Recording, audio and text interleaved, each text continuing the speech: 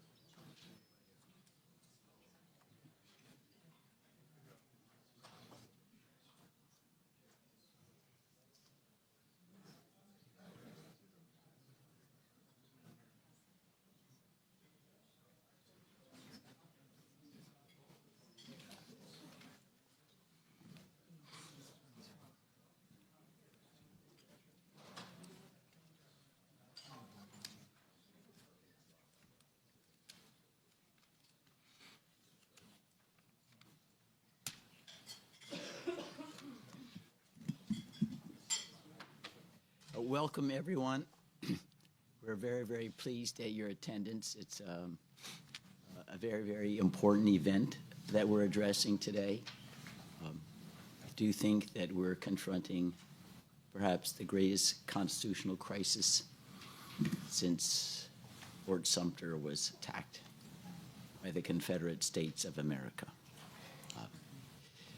And I am very honored and pleased to open this session with presentation of Ralph Nader.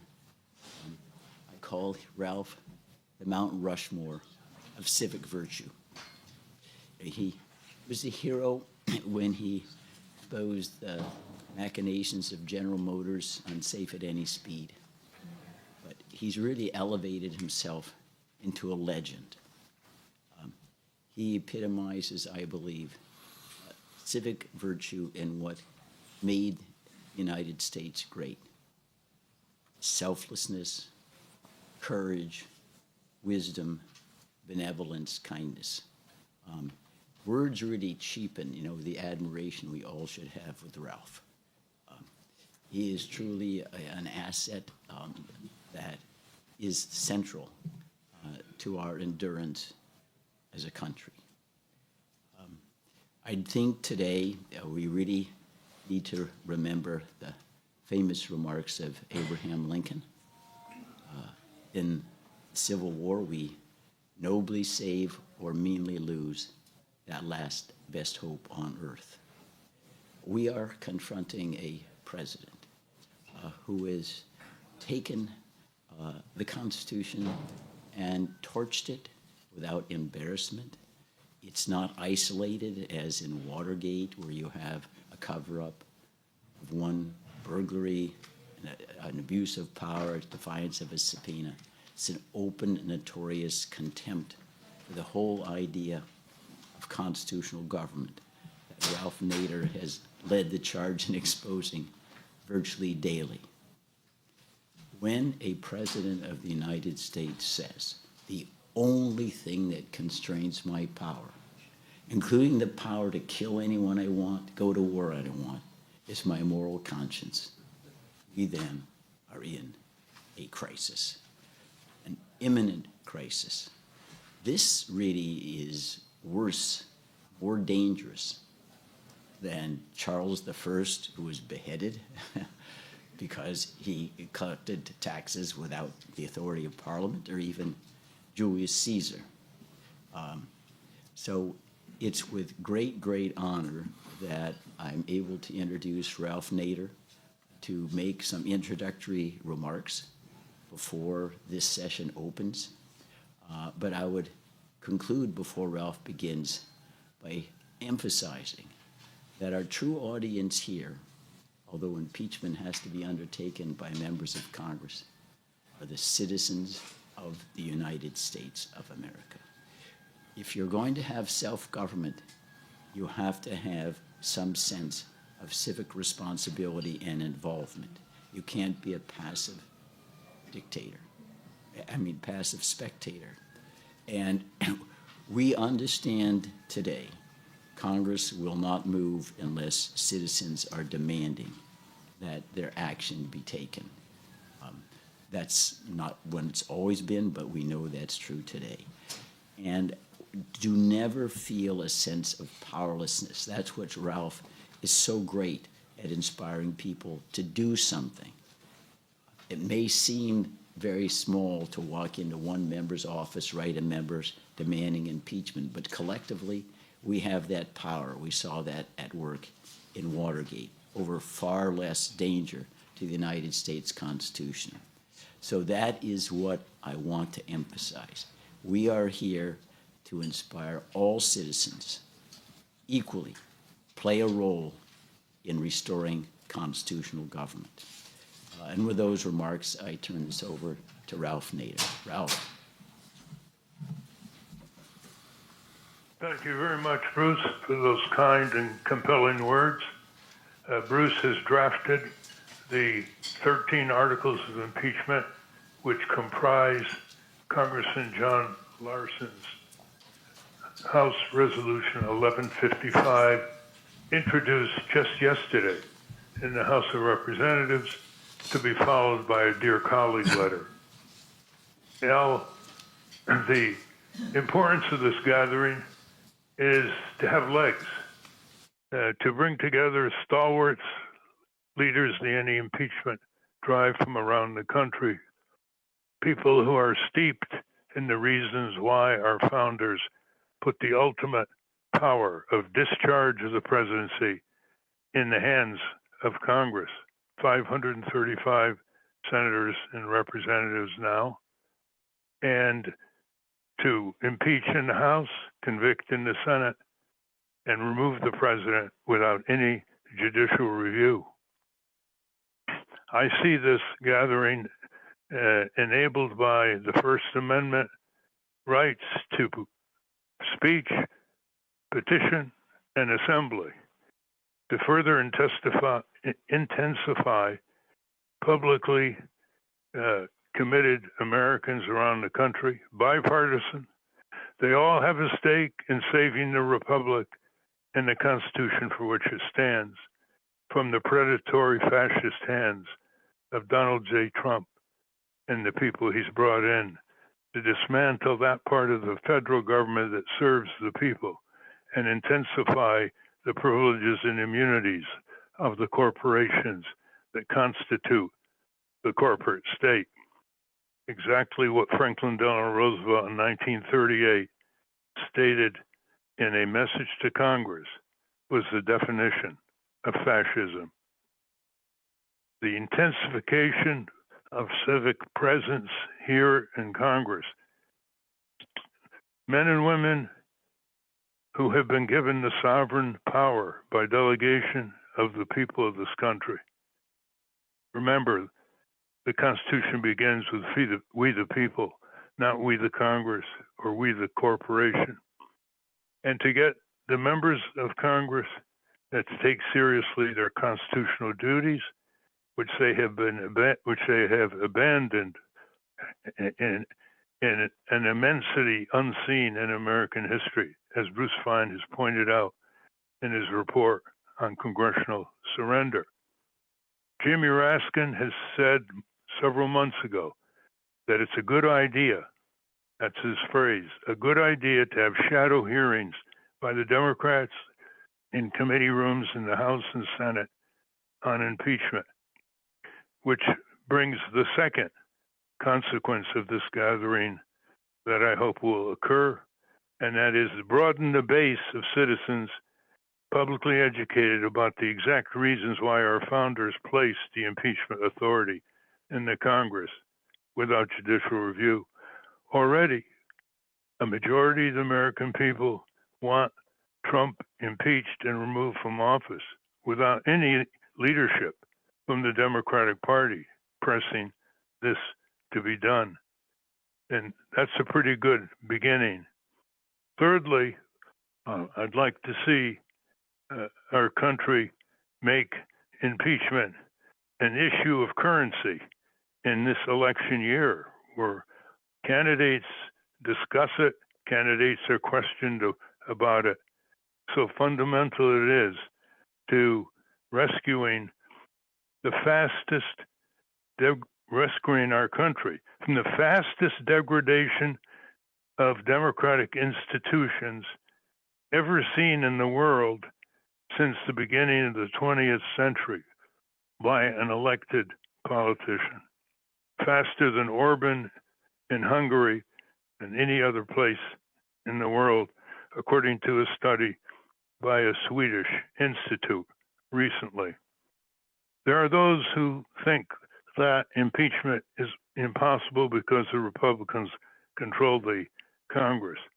We've seen that in the past, and we've seen the Republicans in 1974, looking at their plummeting polls in the forthcoming election, abandon Richard Nixon and send a delegation to the White House saying to him, "You're going to be impeached and convicted. Your time is up." And Nixon resigned. That was once considered impossible for a president who's reelected by 49 out of 50 states in 1972 with 60% approval rating. It went from impossible, then possible, then probable, then achieved, and he was out of office. Donald Trump has taught us some very important lessons that we have ignored for too long. He has taught us how weak our democratic institutions have become, how abandonment by the Congress of its constitutional duties and the separation of powers has become unparalleled in history, how non-resilient our country has become against historic usurpations of our democratic rights, how self-destructive a Trump-controlled Supreme Court has been of its own branch of government, how hollow and symbolic have been our patriotic pretensions, how aggressive wars can be allowed to continue, unconstitutional, illegal, violating federal statutes and international treaties, and of course the Constitution, resulting in the death and injuries of millions of innocents in Gaza, Lebanon, Syria, and now Iran. They include babies, children, mothers, fathers, the elderly, and we meet them with co-belligerents and deadly weapons paid by the unconsulted American taxpayers, paying for this criminal empire of the United States abroad and its regional empire, Netanyahu's Israel. He has also taught us that our very norms of our civilization, the moral basis for our laws, can be shattered brazenly without paying the price in rejection votes. He has taught us how little fight there is, with luminous exceptions, how little fight there is from the contented classes, to use Ken Galbraith's phrase, how little fight there is by the retired military brass, some of whom were in the Trump's first term, who despise Trump and his Secretary of Defense for good military code of justice reasons, but are not doing very much. From our own legal profession, with few exceptions, some of them in this room, who should be the first responders in the defense of the rule of law. Here, I'd like to just take note of an exception. The powerful bar of the city of New York, arguably the most powerful and certainly the richest local bar in our country, has put out a report in December, and one just last month, where the task force called, quote, for the immediate impeachment of Donald Trump, end quote. They adopted the ultimate responsibility of the legal profession, but it got very little press coverage. Maybe it wasn't promoted enough, but we should refer to it and learn from its crisp summary of the most impeachable president by far in American history. I think, though, the most shocking silence of all is not just the enlightened, very rich, in the academic world, again, with few exceptions, but the shocking silence of our ex-presidents, Joe Biden, Barack Obama, Bill Clinton, and even George Bush, who despises the destruction of his AIDS program in Africa by Donald Trump. In their luxurious retirements, they have been constantly battered by Trump, publicly, with almost no rebuttal or challenge. Has there ever been a greater example of cowardliness or indifference or indulgence by former presidents who have received hundreds of millions of votes and still have a lot of support in the country? To go back into the arena, organize the citizenry, get great media, raise funds for local pro-impeachment lobbying groups from liberal and conservative voters in every congressional district. These ex-presidents can decisively turn the balance of power and reflect the demand of the task force and many others for the immediate impeachment and removal. We must demand that they do so. They harbor the trust of millions of Americans, for better and for worse, and they are not using that trust, given the enormous latent assets that could be awakened if they stepped forward in the public arena. Left to do whatever he wants, Trump has worsened a fascist dictatorship with police state manifestations and the beginning of reigns of terror, starting in Iran and also in some of our cities.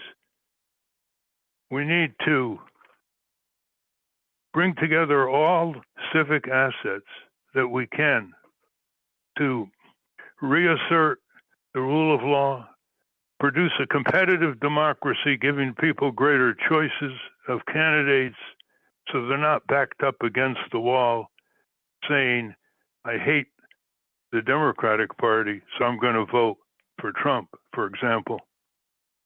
I'll leave you with this optimistic assessment. If you go back through American history and see its better angels at work and its major advances of justice, it has never taken more than 1% of the people in our country engaged in advancing these justices, never more than 1%, sometimes much less than 1%. As long as they know what they're talking about, they have stamina, they represent a majority of the people or building a majority of the people, and they have a laser focus on Congress.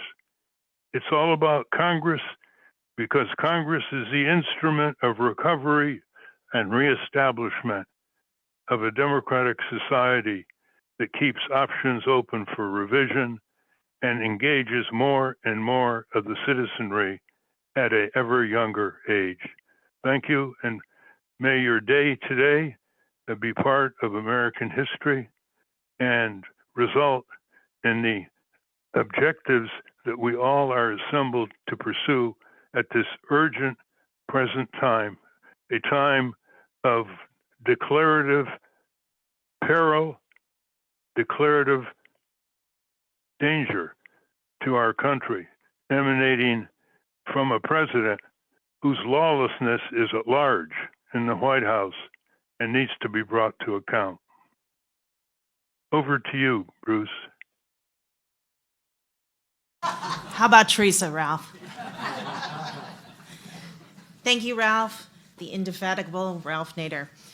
I'd also like to thank the Center for Study of Responsive Law, Essential Information, Roots Action, and Free Speech for the People for co-sponsoring this discussion today, as well as the Rayburn House Office Building here on Capitol Hill for letting us convene here.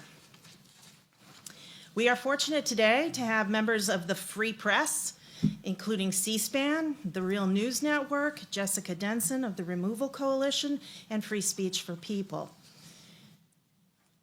About 24 hours ago, on April 7, 2026, much of the world read or heard that the President of the United States wrote a message on social media in which he stated that he intended to eliminate the entire Iranian population. That's more than 92 million people, by 8 p.m. yesterday, some 12 hours after his post. He vowed to blow up every power plant in Iran, such that they would be, quote, out of business, burning, exploding. Others in the government said far fewer were targeted and that they were for dual use for military and civilians. But yesterday, the president claimed that unless Iran made a deal in the next 12 hours, a whole civilization will die tonight, never to be brought back again. With less than 90 minutes before his stated deadline, the president then claimed he had agreed to a 2-week ceasefire on the condition of an immediate reopening of the Strait of Hormuz. Now, as a lawyer, I don't usually begin legal symposia by quoting the Pope, but after the panic our president caused the world yesterday, and to set the stage for today, I'm inspired to give a shout out to my fellow Chicagoan, Pope Leo XIV.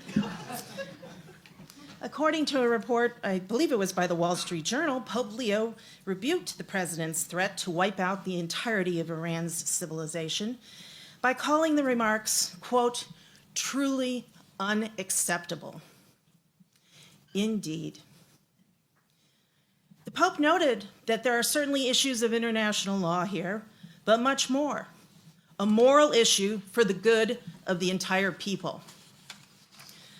I raised yesterday's worldwide alarm and the Pope's talk of morality and international law to set a larger context, given that we are not necessarily going to talk about those valid ethical and international law issues today, because we're going to spend the next 4 hours talking about U.S. constitutional powers, the rule of law here in the United States, and impeachment powers. The next 9 gentlemen you are going to hear from today across the political and ideological spectrum include lawyers, scholars, professors, analysts, Supreme Court litigators, public advocates, and/or activists who care deeply about the rule of law, government transparency, the Constitution of the United States, and freedom of speech. We begin on this first panel with Article 1 and Congress, in particular, the power reserved to Congress to declare war. Pull out your constitutions or pull them up online if you want to follow along. Article 1, Section 8, Clause 11 states quite clearly that Congress shall have the power to declare war. There are more powers sprinkled throughout Article 1, Section 8 about raising armies, maintaining a navy, organizing and arming a militia, and in other places in the Constitution. On top of these powers, Congress has even more powers to control war-making through the Necessary and Proper Clause, which provides Congress with the power to help execute these and other powers in the Constitution. In addition to the provisions in the Constitution, the War Powers Resolution of 1973 Congress passed during Nixon's tenure and in the context of the Vietnam War that makes other requirements on the president to notify and report to Congress about military operations and putting troops into hostilities, and requires authorization from Congress for war under certain set deadlines. This panel has been asked to assess the president's actions in Iran in the context of whether they are impeachable. Apart from announcing his desire to obliterate the entire Iranian civilization, to open up passage through the Strait of Hormuz for 20% of the world's oil supply, the president has decided to send members of the United States military and military equipment to the region. The president has repeatedly ordered the bombing of Iran and removed many of its leaders, including the Ayatollah Khomeini. New Iranian leaders are in place, still representing the prior regime, and U.S. service members have died there, as have numerous Israelis and, of course, Iranians.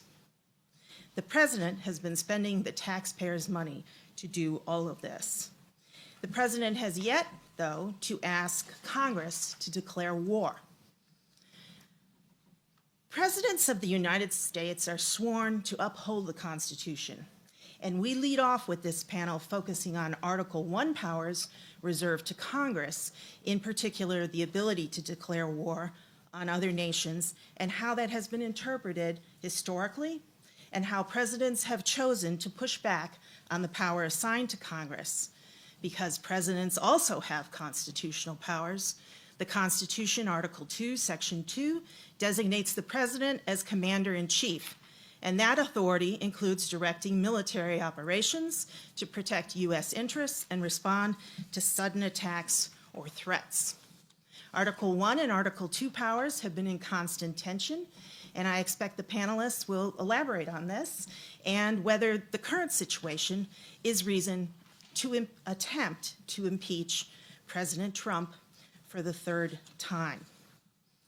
So let's also mention Article 2, Section 4 of the Constitution, which states the President, Vice President, and all civil officers of the United States shall be removed from office on impeachment for and conviction of treason, bribery, or other high crimes and misdemeanors. Andrew Johnson, Bill Clinton, Donald Trump have all been impeached. President Trump twice, but no president has been removed from office as they were acquitted by the Senate. We are going to have plenty of time, I promise you, even though we started a bit late, for questions from the floor.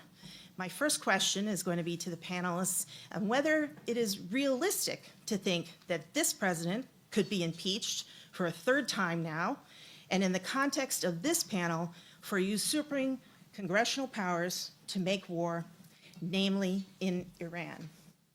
We will start with former presidential candidate and Representative Dennis Kucinich, followed by Cato-based fellow and author specializing in foreign policy and civil liberties, Doug Bandow, and lawyer and former CIA officer and whistleblower Jeffrey Sterling.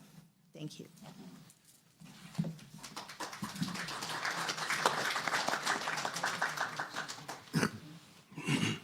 Thank you very much, Teresa. And before I begin, I want to thank my wife Elizabeth for her presence here and for her constant guidance. She sat in the gallery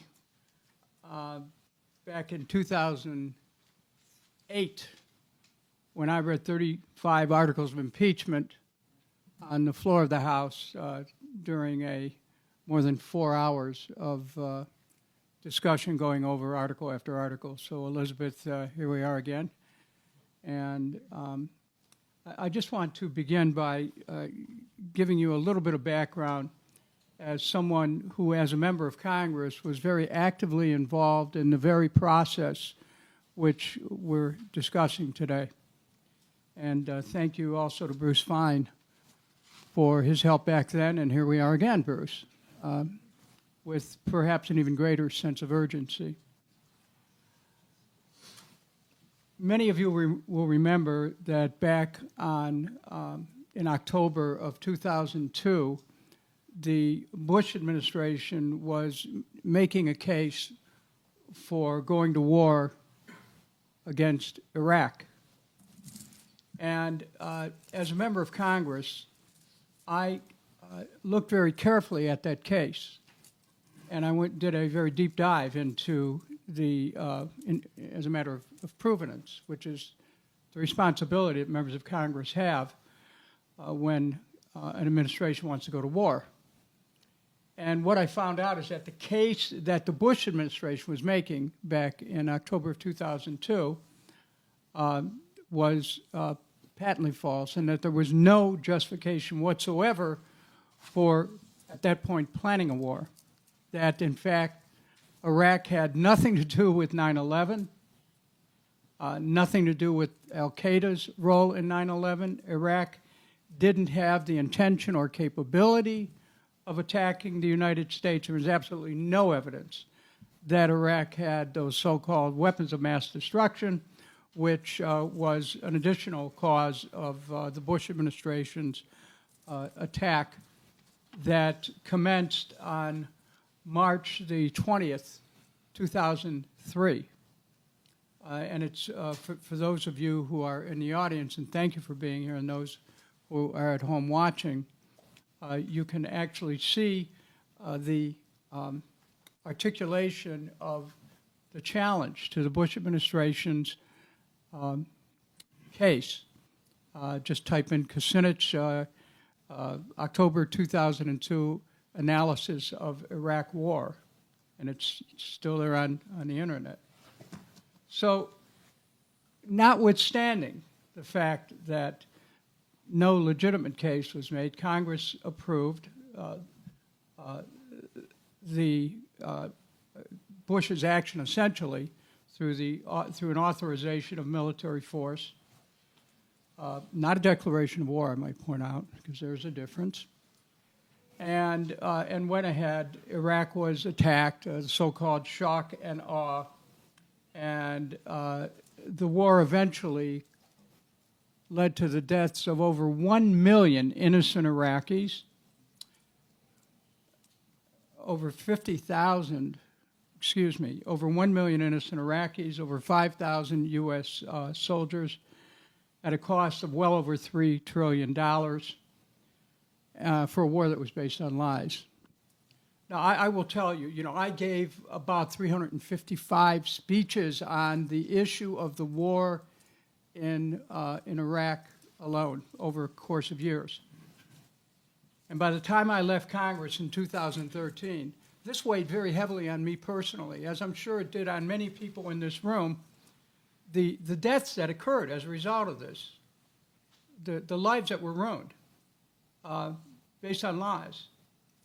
So we look now to Iran. One of the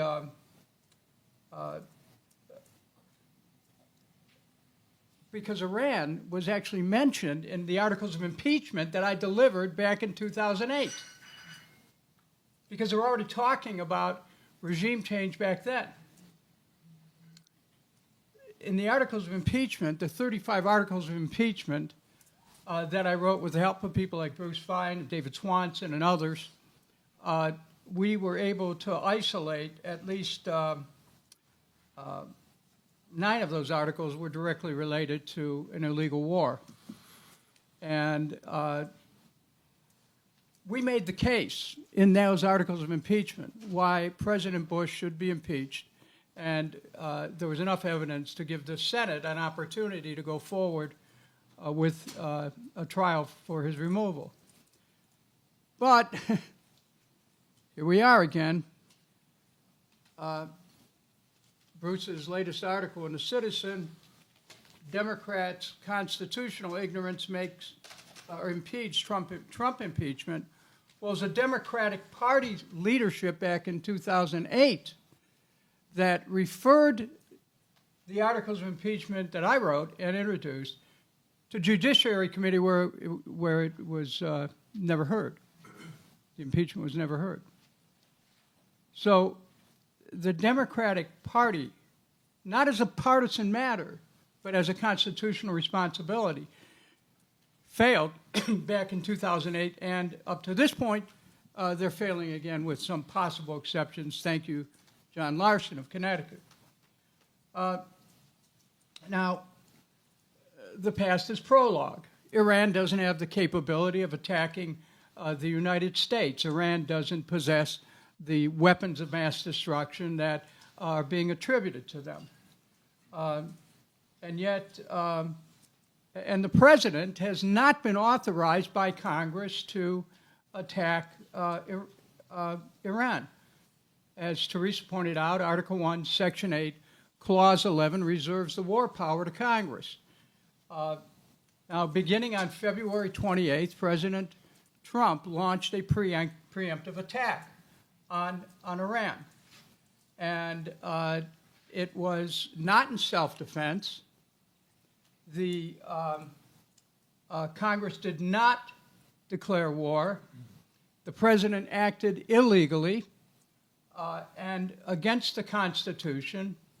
And furthermore, the treaties and international agreements and the UN Charter of which the U.S. is a part, specifically Article 2, Section 4 of the UN Charter says, and this is a very important point, that that the members of the UN have to refrain not just from the illegal use of force, but from the threat of the use of force. It's illegal to even threaten the use of force. I mean, now we know this in basic criminal law at a local level. You cannot threaten someone. And because if you do, you can be charged with a crime. When you take it to an international level, you can, the president has no right to threaten the use of force. And so when you look at February 28th, an attempt at regime change, a sovereign was killed, 180 children in Nanab were killed by a U.S. Tomahawk missile. And international law makes it very clear that there is no, that civilian infrastructure and civilians are to be protected. But what's happened? The United States, in concert with Israel, has bombed hospitals, has bombed universities, mosques, historical sites, threatened and bombed bridges, and threatened to bomb all the power plants, threatened to take the oil,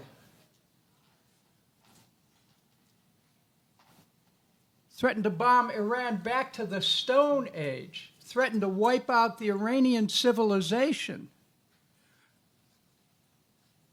How high of a bar do we have to have in order for an impeachable offense to be cleared? We're in a moment right now where we have to decide who we are as a people, not who the president is. We already have an estimation of that. The question is who we are, because with few exceptions, almost each and every statement the president has made in the last month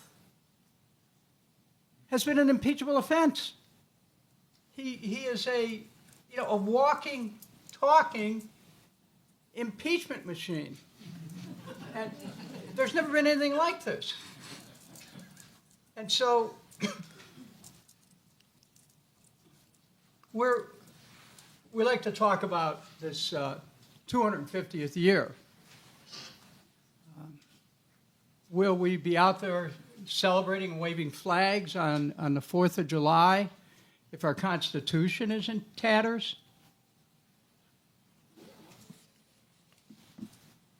Are we still a nation of laws? These are the kind of questions that are going to be answered today.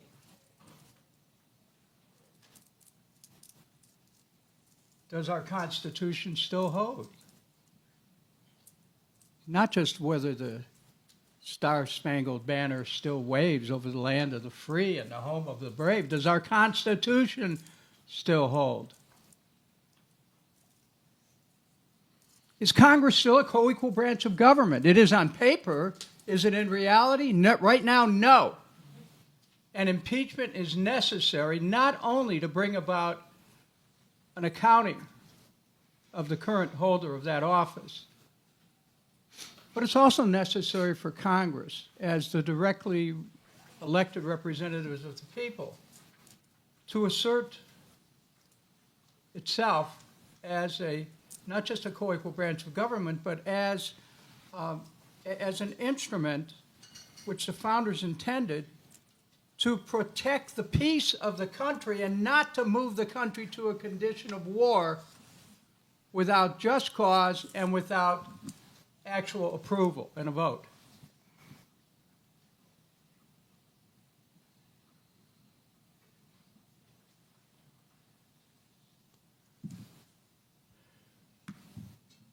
At this point, we've been betrayed by a president and by the Congress. The use of force against innocent people globally is a betrayal.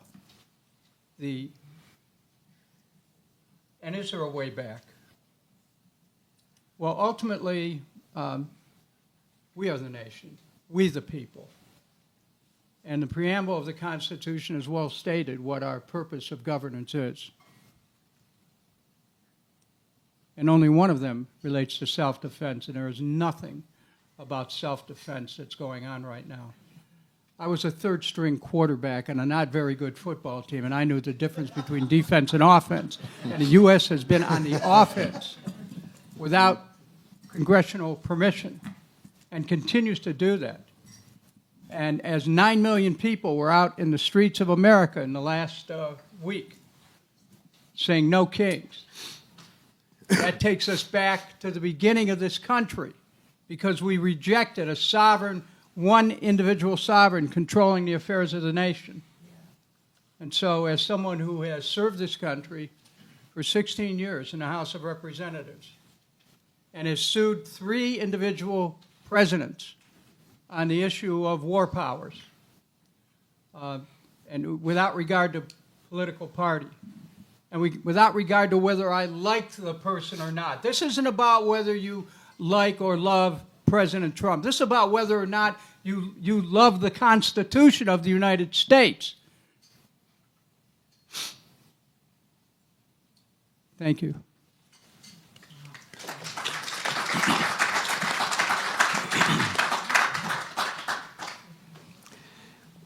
Well, I'd normally say it's a pleasure to be here, but the times we are living in, I'm not sure that's the right thing to say. There's the wonderful Chinese curse. It's probably a fake, but it really is wonderful. It's, may you live in interesting times. And we're living in interesting times, but not just that. We're living in challenging and, frankly, very threatening times. I mean, last night, I suspect that most Americans were hoping that we'd see a famed taco. Trump always chickens out. The problem is he doesn't always chicken out, and we have no idea what might happen in 2 weeks from now. My hope is that we get some kind of a peace agreement and we can end this war, but it's very hard to predict. And whatever happens then, we still have to deal with the consequences. of what is an illegal, a reckless, and frankly, even a criminal war. And this kind of violation warrants holding the president responsible. It really is an issue of kings. I mean, I think the idea that the rallies of no kings has a lot of resonance here. And Congress really has two remedies, a Congress that's willing to stand up for the Constitution, that is. The first is budget. Apparently the administration is putting in a request for $200 billion for continuing this war, and I'm not sure what all of that is to be spent on. I think the estimates are we've spent something like $45 billion so far. What the next $150 billion is supposed to be used for, when the president constantly tells us we're almost there, the war is almost solved, it's almost over. So obviously the Congress should deny that, should condition funding, and should mandate that money be used only to bring U.S. forces home. But then the second is impeachment, the question of holding an executive that is not just errant, not just erroneous, not just mistaken, but an executive that is consciously violating the law and Constitution and holding it and that president responsible.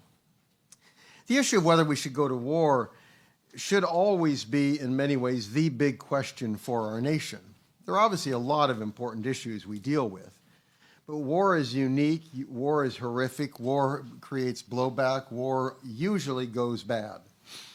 And this is something where the decision to go abroad, especially when you have the greatest military power on earth, the responsibility of this nation in wielding that power is absolutely enormous. And as Congressman Kucinich pointed out, beginning this war was the hitting a school and killing 175, 80, 190, however many school children, which the president, of course, blamed on the Iranians, that obviously they were shooting Tomahawk missiles, which they don't have. But the U.S. military did acknowledge that, in fact, mistakes were made. But that shows the cost. That this is a very serious issue. I mean, one question, of course, is what is war? And what we find is many, including leaders in this Capitol, are using Putinesque rhetoric. This is not war. This is an operation. It is a mission. Exactly how that differs when you're dropping bombs, destroying cities, and killing people, I've never quite understood. Even the president finally has admitted that this is a war. Of course, there's also the issue of whether the war is justified. One shouldn't even get to this stage, in my view. I mean, the president's explanations are not serious, and they include the bizarre. We find him telling us how much he wants to take Iran's oil. And I'm not quite sure what the justification could that be, even assuming we win, however we define that. But of course, that seemed to be the main motivation on Venezuela as well. But there obviously was no necessity, there was no imminence, and frankly, there was no threat. And the history between the United States and Iran is tortured, but when I hear people saying they have been at war with us for 47 years, my reaction is we might want to go back 73 years. And remember when we helped stage a coup d'etat and overthrow their democracy. We could look at 25 years of supporting the Shah of Iran. We could look at General Heiser, the emissary of President Carter, who in 1978 went to Tehran and told the Iranian military that they should shoot to kill to keep the Shah in power. We could think of 1981, when an administration that even I served supported Saddam Hussein and his war against Iran. We could think of 1988, when the United States shot down a civilian airliner and killed 290 innocent Iranians. There's a long history there. And I like to tell people I certainly don't defend the current regime there, but we should not act as if we are entirely innocent as we try to assess U.S.-Iranian relations. But the real issue, of course, for this forum is the war legal? Is it constitutional? Because if it is not, then we have a very real problem with the President of the United States. So the question, when can presidents go to war? Well, one thing that should be obvious to us is it seems no president likes to have limits placed on him or her. Presidents routinely of both parties assert they don't have to go to Congress. Sometimes they act as if they're doing a favor by being willing to allow Congress to say something on the issue. But of course, that's not the way the Constitution reads. The basic principle is that despite what presidents do and desire, this is an issue that is up to Congress. Now, American history reflects a lot of presidential, if not war-making, certainly use of military. Now, many of those are kind of episodic, they are limited, and some of them you can argue in different ways were authorized by Congress. The authorization of military force, it is not a declaration, there are differences, but at least you do get a president, you get a vote, by Congress. Nevertheless, there's no change in the Constitution if presidents violate it. This is not an excuse to allow other presidents to violate it. This is something where a president duly elected and inaugurated takes an oath to support the Constitution. They don't say, and I don't have to enforce the parts that other presidents didn't like to enforce. That's not the way we view it when we elect a president. It's clear, Article 1, Section 8 states, Congress shall have the power to declare war. This is fundamental. And, you have to go back to President Eisenhower for a president who talks seriously about respecting that. But when presidents talk about other countries, they do seem to think this is a good principle. One of my favorite quotes from Caspar Weinberger, who was the defense secretary under Ronald Reagan, was he was looking at Afghanistan under the Soviets after their invasion, and he said, now, who among the Soviets voted that they should invade Afghanistan? Maybe one, maybe 5 men in the Kremlin. Who has the ability to change that and bring them home? Maybe one, maybe 5 men in the Kremlin. Nobody else. And that is, I think, the height of immorality. Exactly why one American should be able to plunge us into war, while we don't want one Soviet leader to do so, is not so clear. Admittedly, I prefer our presidents, even the worst ones, to Soviet leaders. Nevertheless, when Lord Acton talked about power tends to corrupt and absolute power corrupts absolutely, he did not limit that to bad people. Indeed, he, a liberal Catholic, was speaking about the Catholic Church when he made that statement. Recognizing that even those who might be well-intentioned can be corrupted by absolute power, and we certainly see that when it comes to war. Now, the founders were very clear.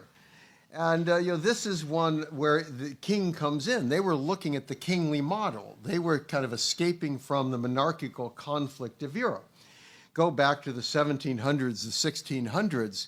Kings and emperors were constantly dragging their people into war over the most stupid things. The British, for example, had the War of Jenkins' Ear.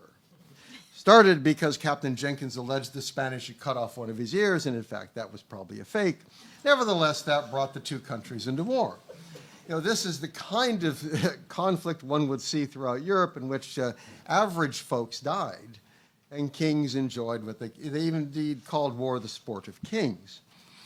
Well, thankfully, our founders didn't want that, and this is a conception that went well beyond the founding generation. Now, President Abraham Lincoln, who one has to admit was a fairly strong president, reflected that kings have always been involving and impoverishing their people in wars, pretending generally, if not always, that the good of the people was the object. He said that our convention understood war to be the most oppressive of all kingly oppressions, and the founders naturally resolved to so frame the Constitution that no one man should hold the power of bringing this oppression upon us. That was a vision of Abraham Lincoln. And you go back to the founders, and they were very explicit in this. James Madison said that it's necessary to adhere to the fundamental doctrine of the Constitution, that the power to declare war is fully and exclusively vested in the legislature. Now, the argument's been made that, well, what Congress really meant was that Congress's power is to declare that we're at war, right? Well, the president gets to start the war, but Congress has the extraordinarily important power of saying, oh, I guess a war is going on. Now, one would hardly think the founders would have spent a lot of time debating this issue, if that's how they viewed it. But George Mason of Virginia said the president is not safely to be entrusted with the power to decide on war. James Wilson wanted the strong president, but he didn't want to hurry us into war. He said our system is going to be calculated to guard against that. Even Alexander Hamilton, the great exponent of executive power, was very clear in saying, in substance, the power of the president is much inferior to that of the British king. and warned that the history of human conduct does not warrant that exalted opinion of human virtue that would make it wise to commit interests of such a kind, to just one magistrate. So the question is, does this still apply today? And some folks say, well, my goodness, that presidents have a special foreign affairs power, but indeed, as was indicated, there are a lot of powers of the presidency that are derivative. That is, the president's commander-in-chief, but it is Congress that creates the military, funds the military, sets the laws of war, and decides whether there is a war for the commander-in-chief to fight. Others worry about changing circumstances, but let's look at the Iran war. There is no imminence there that could prevent going to Congress and asking for a conditional declaration of war. Spanish-American War, in fact, had a conditional declaration of war. Congress said the president had authority to act under certain circumstances if Spain did not, in fact, withdraw its military from Cuba. It's not a war that I favor. Nevertheless, there, Congress knew how to do it. It said, we want this to happen. You have authority under these conditions. And if there's no doubt, it should be that presidents routinely abuse their power. And that tells us why the founders wanted to put this power in the hands of Congress. Obviously, there's some struggle here. Obviously, there are going to be arguments over what is defensive, what is offensive. But the founders were very clear. A president could act in emergencies in defense. Thomas Jefferson said, even reprisals, after an incident has happened, even reprisals required presidential authority because there was no imminence. That if the president wanted to act militarily without an imminent threat, that in fact he should go to Congress. And chief executives who cared about the Constitution admitted this. George Washington, again, a man who I think we should be very thankful to, someone willing to step away from power and setting what should be a continuing example, said that the Constitution vests the power of declaring war with Congress. Therefore, no offensive expedition of importance can be undertaken until they shall have deliberated on the subject and authorized such a measure. This is a man who is at the Constitutional Convention for whom the presidency in many ways was designed, where almost everyone at that convention expected him to be the president. This is a shared problem. Most presidents of most parties want to violate this provision, and frankly, Congresses prefer not to be bothered. They would much prefer not to take responsibility. Let the president act. If it goes well, I applaud. If it goes badly, I carp. But please, please don't ask me to make this hard decision and have to justify it. And to this, I want to hold up Barack Obama. Republicans told him to bomb Syria over chemical weapons. He said, okay, Congress, please give me authority. And all of a sudden, even Republican Party members ran for the hills because they found they were getting 100-to-1 calls against this from their constituents, and they suddenly lost their enthusiasm for going to war. And I think that President Obama brilliantly showed the hypocrisy that we unfortunately lived through. Congress needs to act. What we see today with the president who is, shall we say at very least in my view, disturbed, and one can think of other words to use as well, emphasizes the absolute importance of Congress taking on this power. And looking for the future, number one, Congress must use its power of the purse. It needs to limit what the president does. It needs to vote disapproval of the current military action. And it also needs to be prepared to impeach a president who has acted illegally and unconstitutionally. Thank you.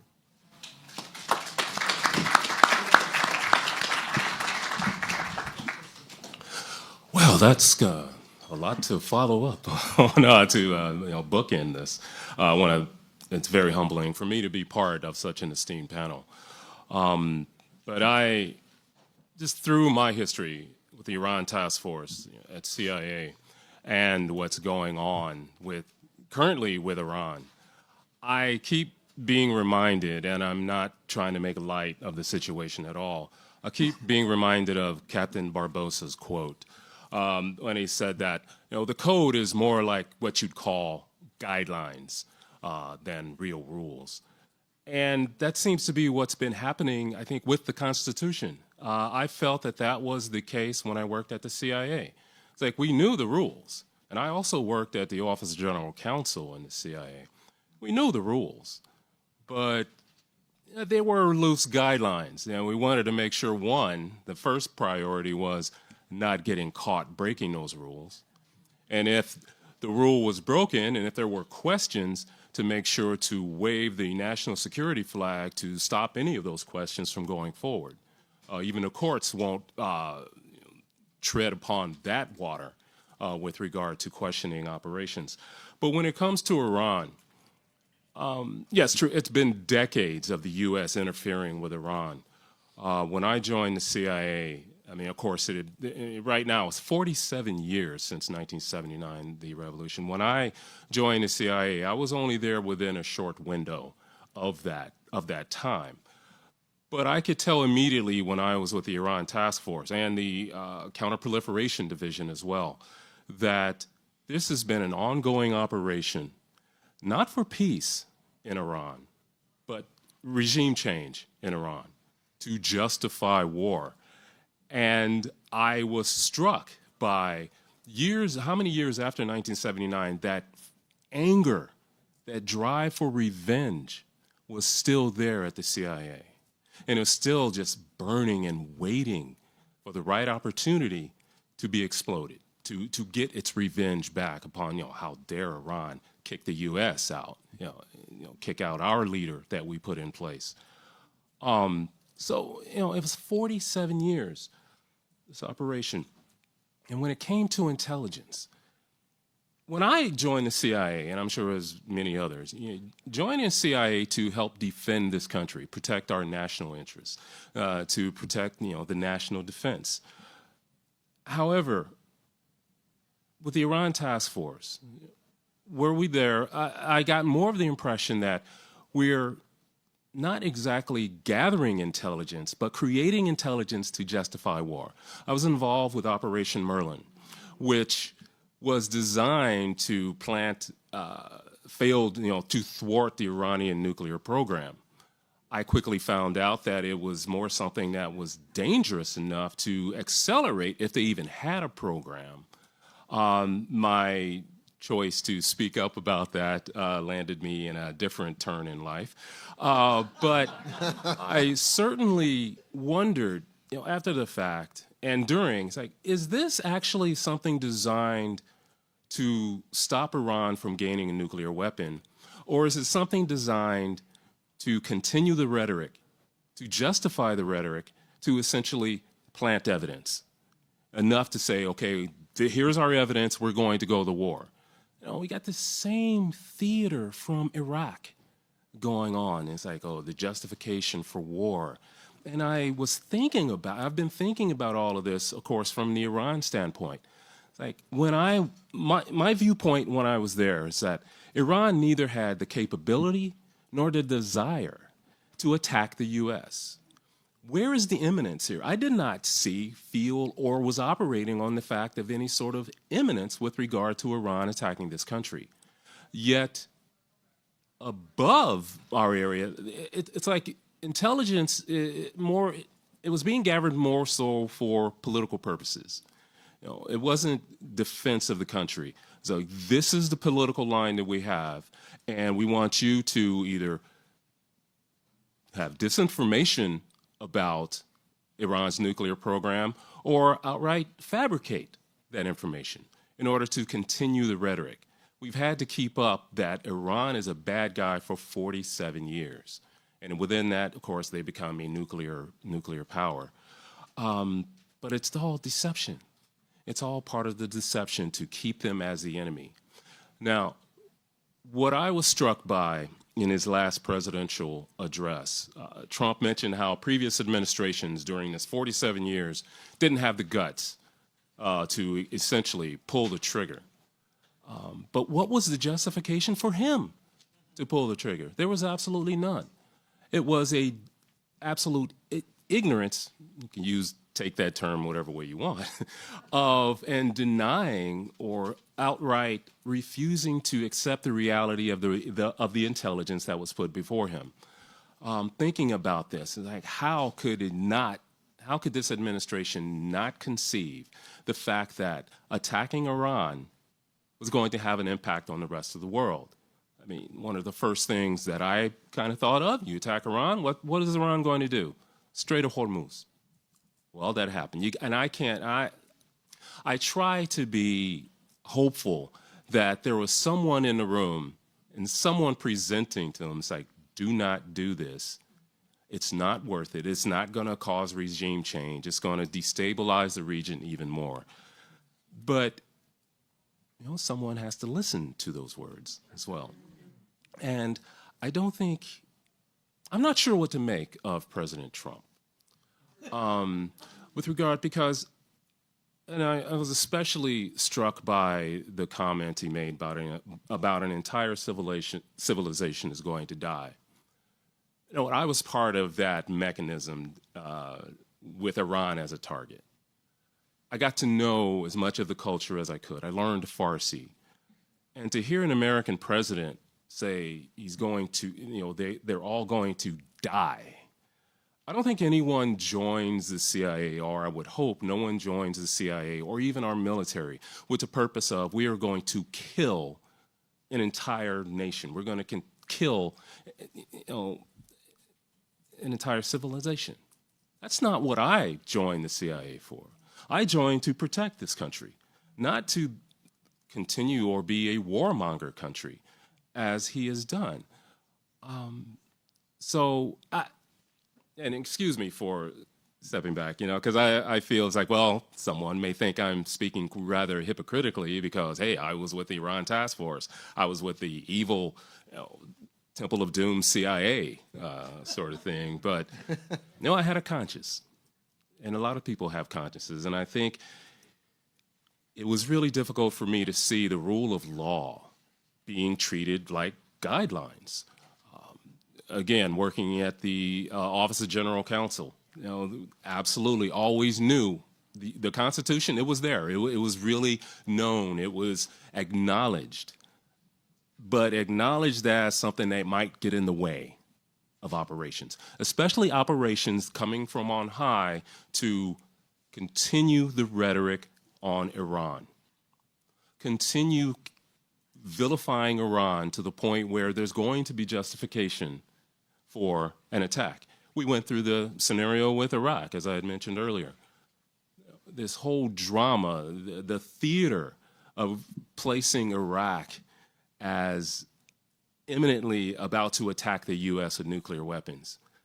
I was flabbergasted by that. You know, it's like the theater was wonderfully just perverse. The way they were able to prevent this country that had been hampered for so many years, had a northern and southern no-fly zone, yet that country, they made it sound like there was Iraqi troops, you know, aligned at the Canadian border about to attack. And how many other administrations have said, well, Iran, nuclear weapons, they're a threat to the world, an imminent threat to U.S. interests. However, that's all part of the deception. That's been a part of the deception. Iran has been hampered by how many years of, you know, backbreaking sanctions, you know, upon its people. And I had always thought, well, with the uprisings in Iran, maybe there will be regime change without our meddling, maybe a sort of natural regime change. That certainly happened in 1979. It could happen again for the betterment of the people in Iran. Yet the U.S. has meddled within Iran, and now we're bombing Iran. There's a ceasefire, but I have to wonder, you know, from an intelligence standpoint and from the history of what I've seen, is this another ploy while he's gathering the troops ready for another attack just to put them in a false sense of security? I think those sort of things have to be considered. And I think also, as he's going to have to find more reason to justify this blatant aggression against another country, he's going to have to start coming up with more concrete reasons as to why our military have been bombing Iran. So do not be surprised. And I have no idea. I've been outside of the CIA for quite some time. But do not be surprised if he comes back to more of the just trying to find justification or presenting justification for that Iran was imminently developing nuclear weapons. Don't trust any of it. Do not trust any of it. I tried to bring up this situation before with Congress. The dangers, the illegality of such measures. I won't go into what happened after that. But what it comes down to, I think, is, if the rules, if the Constitution is just a guideline, then the only check on real power, isn't the law anymore. What happens is the check on power becomes the conscience of those people in the room. At one time, I was in that room. I tried to stand up. I tried to say, what's going on here? But what about the conscience of the people in the room with Trump? I'm wondering, do they have one? Are they human? But we got, there's this wonderful legal structure and history that we have in this country. But it's being completely ignored. It's being treated like a guideline. This isn't a country of guidelines. This is a country of law, a country of the rule of law. This administration has shown that whatever his purposes are, his goals are more important for this country than the laws of this country. I take exception to that. I've taken exception to that in other moves that this administration has done. But this is the ultimate. This is that 47 years of operations against Iran reaching its climax, and without any sort of congressional oversight, without any sort of real acknowledgement of the law that should have prevented it. So, and he's not even bothering so much with the imminence of nuclear weapons in Iran. He just went ahead and pulled the trigger. I hate to use that analogy, but that's exactly what he's done. And for someone who used to work in the intelligence community and focused on Iran, first and foremost, the regime is not, I by no means support that regime. Absolutely not. Again, I was saying there may be more of a possibility of natural regime change for the betterment of the people without our meddling. So it kind of hurt when I saw that. I was a part of the machine that developed and has essentially been destroying a nation. And you have a president, and I never thought I'd ever hear a member of Congress or any politician, let alone the president, say that an entire civilization is going to die. So I wonder, at what point will members of Congress say, okay, enough of this guideline stuff. We need to follow the law. And just to add a little perspective on all this, and I hope I've kind of given the ground level view of what has been happening and the structure and everything. And I just hope that there is some change. We need change. All right, thank you.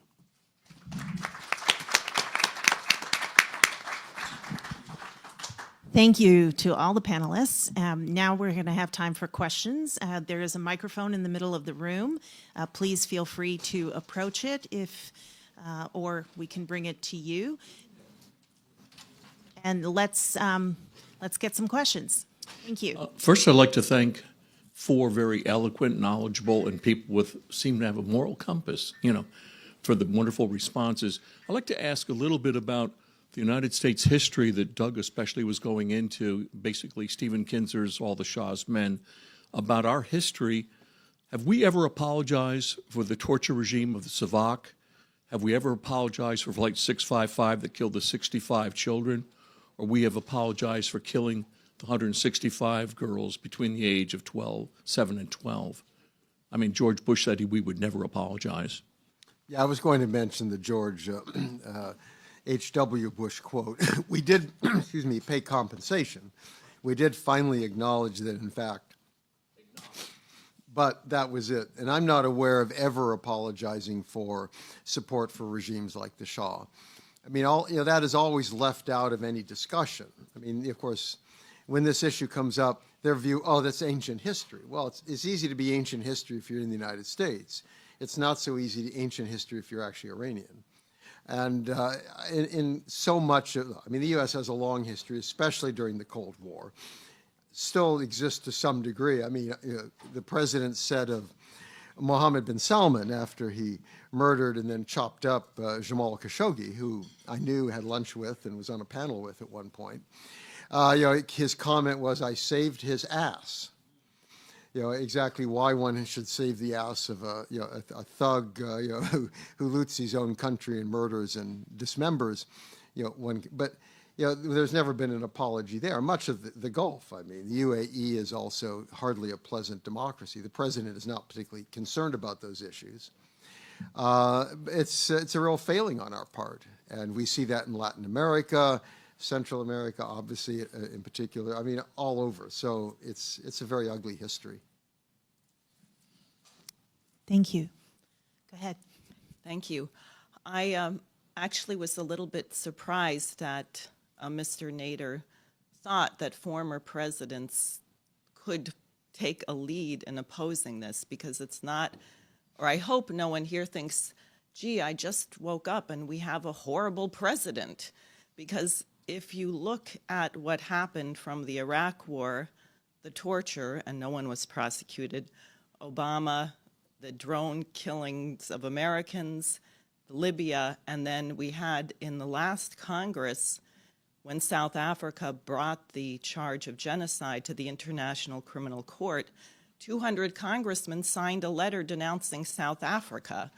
So now here we are, which shouldn't really be surprising, and Trump is wholeheartedly, absolutely impeachable. I appreciate he is a walking case for impeachment, absolutely. My concern is to make this case in such a way that actually unifies the American people as opposed to plays into partisan division, because what we have seen is actually a march to this point. And I think we, the American people, have to be very honest with ourselves why we think it is acceptable, why we did not stop a genocide after 2 years, why we allow pedophiles to run the government. At least that's what it looks like from the Epstein case. So I'm curious about the thinking of targeting Trump for impeachment, which he richly deserves, in such a way that actually would make the nation better, get people to wake up and change their entire approach to policy. If I may.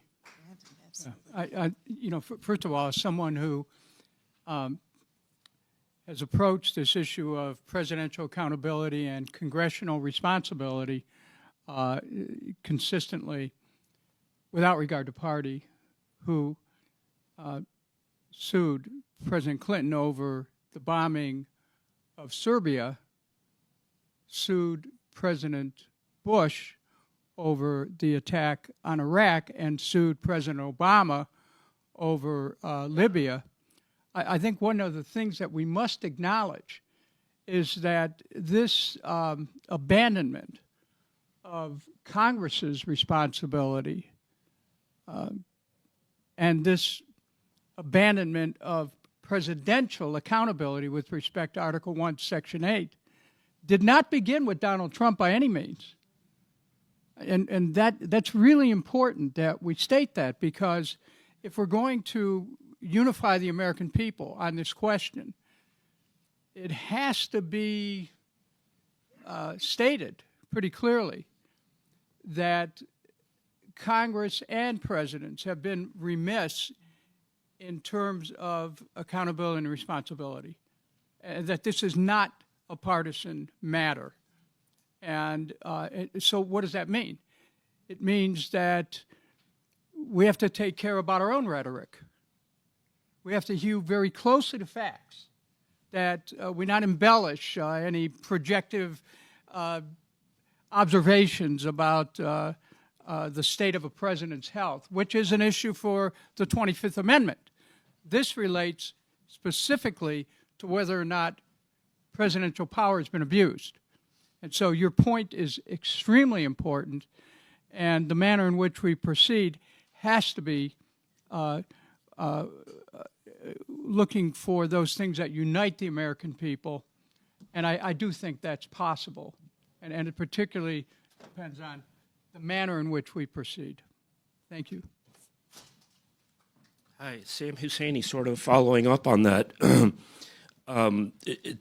Obviously, looking at things legally is of paramount, but strategically, doesn't it make sense to get impeachment out of the partisan game by having a Republican and a Democrat do it, and furthermore pledge to do it in the future, regardless of the party? And obviously Massey would be the obvious person and a Democrat, and then that crystallizes a pro-law constitutional center that therefore shames the rest of Congress. And if I could, a second question. Part of the subservience of Congress is its incapacity to acknowledge Israel's nuclear weapons arsenal. There's a gag order on this, and even at the outer limits, Representative Castro recently questioned a Republican, a Trump administration official about Israel's nuclear weapons, and Trump's administration not acknowledging it without himself, Castro, acknowledging Israel's nuclear weapons capacity.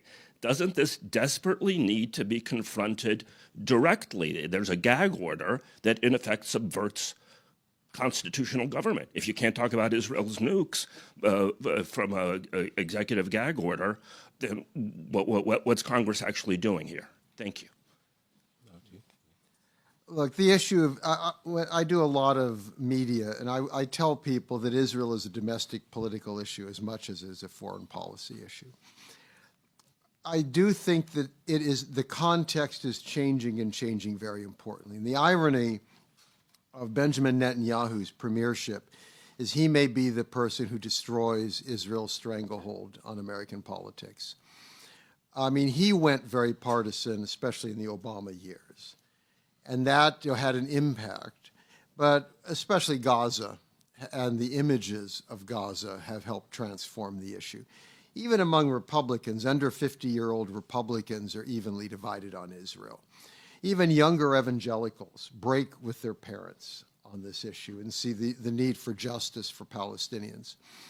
So I think that we are moving into a world, especially as older Democratic leadership dies off and younger comes up. But that's extraordinarily important. And the obvious hypocrisy on the nuclear issue, where a nuclear armed power is constantly telling us we must bomb the other folks because they might get nuclear weapons, is kind of an extraordinary, image. And I think that is clearly one of the very important aspects that has to be dealt with. And it's going to remain a political challenge. And I think I appreciated the Congressman's comment about in the early answer to the earlier question that we have to think, how do we reach across boundaries? I mean, one of the things when I talk about Israelites, I always say this is not an issue of a Jewish lobby. This is the Israel lobby. There are more Christian Zionists in America than there are Jewish Zionists, if you look at numbers, heavily evangelical. That we need to be very clear how we speak. And I work with a group called Telos. It's headed by an Arab American. And he said he's pro-Israeli, he's pro-Palestinian. He is not going out there to attack Israelis, but he wants justice for Palestinians. He wants a solution that takes in. I think we have to think rhetorically how we deal with this, how we approach it. But I think especially in light of the violence we see today in the West Bank, the settlers. I mean, there's so much there. But the nuclear issue is clearly one point to come in on and say you cannot talk about an Iranian nuclear weapon without taking into account the fact that Israel has one as well, and that should be part of the discussion. My point was members of Congress address those issues that you talk about now. None forthrightly address the nuclear issue, which is kind of Well, they prefer not to talk about it because Israel refuses to talk about it. So you're not rewarded if you're a member of Congress and you talk about it. If I may just add very quickly on this point, and Sam, thank you for your consistent commitment for peace and for humanity. The deeper issue, which at some point we need to get into, that's beyond the scope of even this important meeting, is getting rid of all nuclear weapons. I mean, no matter who has them. And that's the deeper issue that we have here. Anyone who has them, because any nuclear weapon is a threat to all humanity. We have a few minutes left. I'd like to just add to the question of bipartisan support finally to stop these things. I think we as a country have been isolated from the hell of war.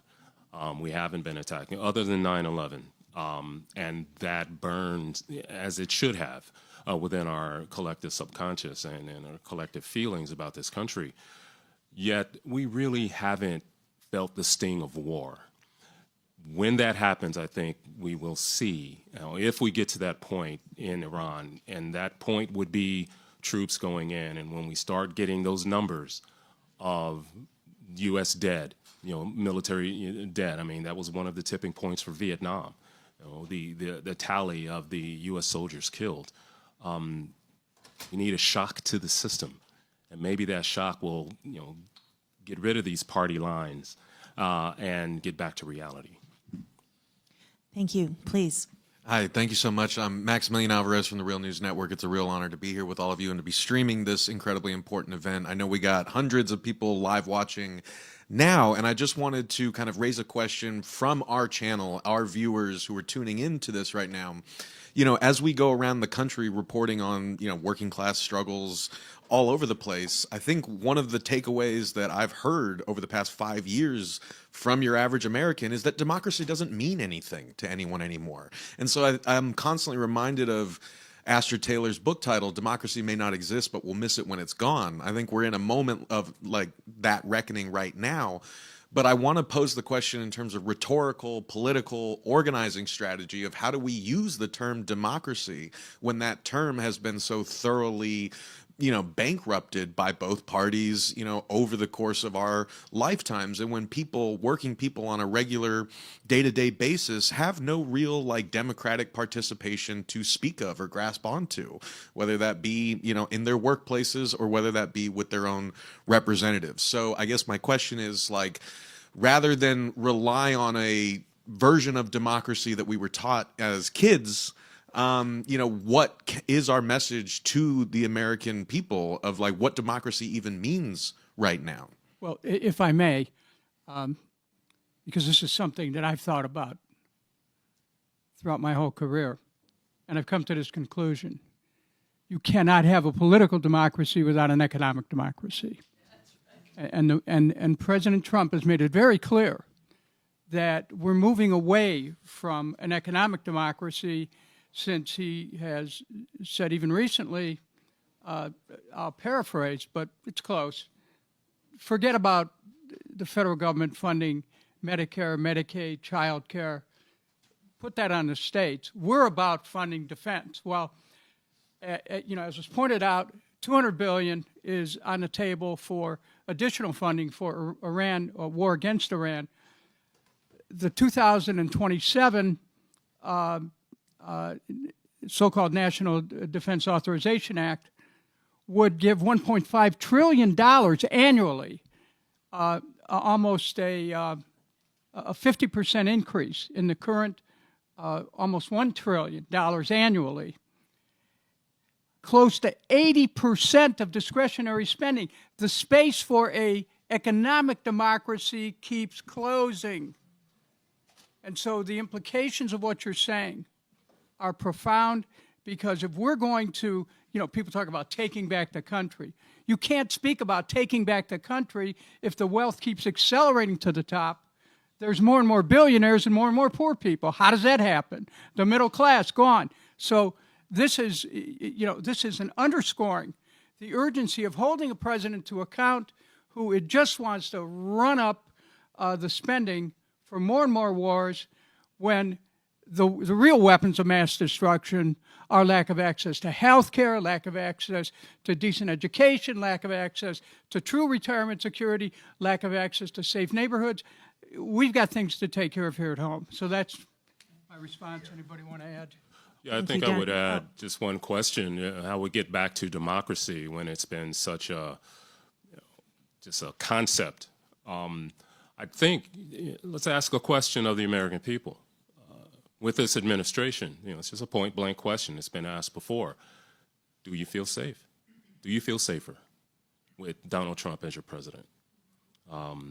So I think that can cause and hopefully make some soul-searching and us get back to democracy and the rule of law. Thank you. We have time for 2 more questions, and we have to cut it off because we have to keep the trains running, and there's so much more to be said today. Yes. Thank you. Like the gentleman just a moment ago, I would like to hear more discussion about Israel and its role in American foreign policy and discussion of what President Trump's motivations were for waging war in Iran. And was that on the behest of Israel and Netanyahu, or is there a case to be made that it was for any other reason? And is there any point in opposing the war in Iran while continuing to cultivate our close ties with Israel, on whose behalf we've gone to war so many times in the Mideast? I mean, there's a huge set of issues involved in that. Americans' relationship to Israel in part comes out of the Holocaust. It comes out of the creation of Israel after the end of World War II. It reflects a feeling of the Jewish people needing a homeland, of the early years of Israel being beleaguered and surrounded by enemies. There's so much there of imagery, of values, of things. There's a heroic story there that appealed to the American people. It became part of the Cold War with Richard Nixon versus the Soviets, the Yom Kippur War. The last presidents who were willing to at least challenge Israel in certain ways, Ronald Reagan and George H.W. Bush. Reagan called Menachem Begin after the invasion of Lebanon and said, stop it. Why do we have Hezbollah? Well, Israel invaded Lebanon going after the PLO and did enormous damage to the Lebanese population, and that helped create, out of that came Shia resistance. There's a lot of complexity there. I think that Benjamin Netanyahu, he admits he spent 40 years hoping basically to destroy Iran. And he said, finally, after 40 years, I'm achieving my objective. So I think he played a very important role in convincing the president to stage this war. I want to emphasize that do not blame Benjamin Netanyahu. Donald Trump made the choice. So we should not, I think it's important there. I don't like the role that Israel has played within American politics, but let us not blame Israel. If I was Benjamin Netanyahu with those objectives, I would play the same cards. Our problem is our president. We need to address this then within our own system. We have to address American interests. On Iran, I would simply say, I don't believe that there's a significant American interest at stake. There's certainly nothing imminent that requires war. And we had a diplomatic solution with the JCPOA under President Obama. If we had worked on that and used that, I think we could have had an Iranian middle class. We would have encouraged transformation within Iran. We would not be where we are today had Trump not gotten rid of that 10 years ago. Thank you, Doug. Please. So I had some of the same kind of questions when it comes to Israel. I've been on Capitol Hill for the last couple of years, addressing Congress in the different offices, Republican, Democrat, it doesn't matter to me. Because my concern is that while it was President Trump's decision to ultimately bomb Iran, like right now, we're supposed to be in an immediate ceasefire in Iran. Israel right now is still bombing. So there is no ceasefire physically, let's say. It is on paper. And we do a lot of talking about that, right? Paper discussions. Let me be polite in what I'm saying. Let me act like there's no political parties. The Republican Party is in play here, in this particular Congress, in the presidency. And so for us to say, well, we don't have this. So my concern is that we don't talk enough about Israel's implications, interference in our government. The Constitution doesn't allow for that, but yet here we are. Money, budget. A lot of that budget goes to Israel. We have to talk about that as well. So my question is what direction should we go without saying, oh, this is really complex, or we shouldn't talk about politics? We're a bunch of grown adults. We should not be monitoring each other's language. So I'm just trying to figure out from all three of you, because I'm a veteran. I used to work for the FAA, and I'm retired. now, and on Capitol Hill, and on the streets fighting for all of our rights. Thank you. Thank you for your service, too. We don't have time to talk with all three panelists. I don't know if you're standing in line as well still, but we have to be courteous to the next group of panels because there's a packed day. Do you have a comment or a question? Very quick comment. It's quite ironic to talk about regime change when we look at the state of our democracy. We don't have the right to extend ideological democracies on other people when we have a mess at home. It's not okay to say that we don't have a democracy here. We have the structure of a democracy. What we have, or what we don't have, is a population that actively engages. They may or may not vote. You can only have a democracy if you engage with the process. It's very wonderful to suggest that there needs to be bipartisan support for an impeachment resolution, but there has to be a reliable constituency that comes together to support those members of Congress. When Dennis was in Congress, we were lucky. He just stood up and he did the right thing because he did the right thing. And you know what? We lost because of it, but he did the right thing. We now need to mobilize people. We're in an election year. It's really important that people understand that a democratic process is only democratic when you actively engage. Thank you so much. Thank you for listening, and please stay tuned for the rest of the day. Thank you. Thank you.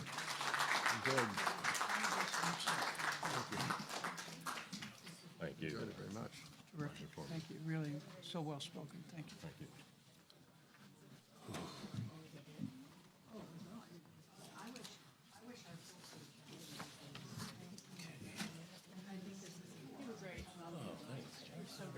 Thank you so much. I'm gonna tell you flat out.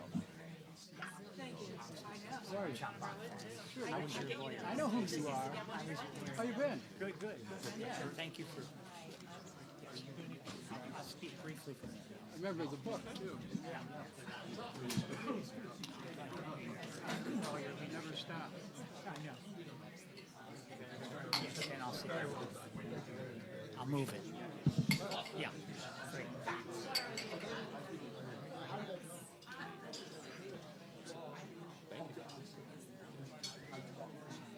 I do not have a card. I think.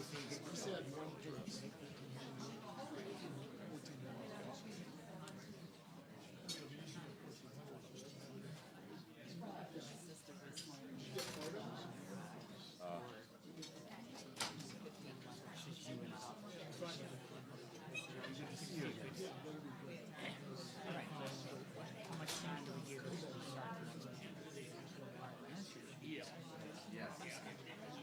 Thought I should have been a cop. Maybe that's JA7. JA Sterling 7. Number 7. Yeah.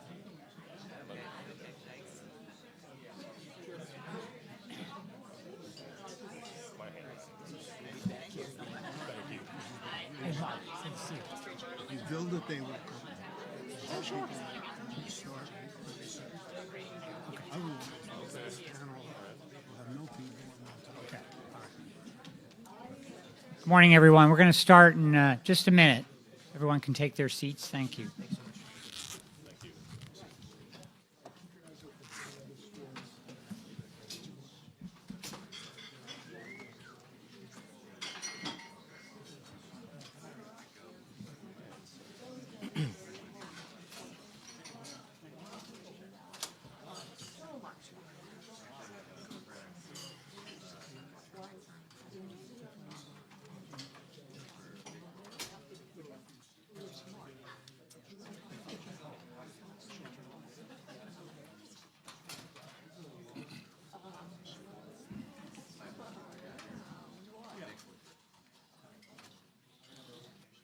Good morning, everyone.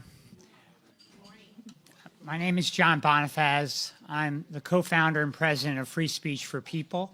We're a national nonprofit organization dedicated to defending our Constitution and our democracy across the country. We're honored to be one of the co-sponsors of this symposium today, and I want to thank Ralph Nader and Bruce Fein for convening us. At Free Speech for People, we have been engaged for more than 15 years since our launching on the day of the Citizens United ruling from the Supreme Court in multiple fights to protect our republic, fighting against big money in politics, protecting our right to vote in our elections, and confronting abuse of power and corruption at the highest levels of our government. We have been leading an impeachment campaign against this lawless president at impeachtrumpagain.org, where we've been extensively documenting the multiple abuses of power Donald Trump has committed since taking the oath of office again. We now have 27 grounds for impeachment of this president. And at Impeach Trump Again, more than 1 million people across the country have signed our petition and joined us in demanding that Congress do its duty under Article 2, Section 4, the impeachment clause, and invoke that power to begin impeachment proceedings against this lawless president. The framers were clear. The framers were clear. There would be no monarchs, no tyrants who would govern this nation, no kings in America. They set out to establish 3 co-equal branches of government in the United States Constitution. Article 1 for the United States Congress, Article 2 for the presidency, and Article 3 for the judiciary. 3 co-equal branches of government. No kings in America. But they set up an extra guardrail for that day when a president would so trample on the rule of law, so trample on the Constitution, that that president would need to be removed via the impeachment process. That is Article 2, Section 4, the impeachment clause. We have reached that day. Today, at this historic symposium, we're discussing abuses of power around war powers, threats to our elections, and corruption in the White House. But there are, of course, many more.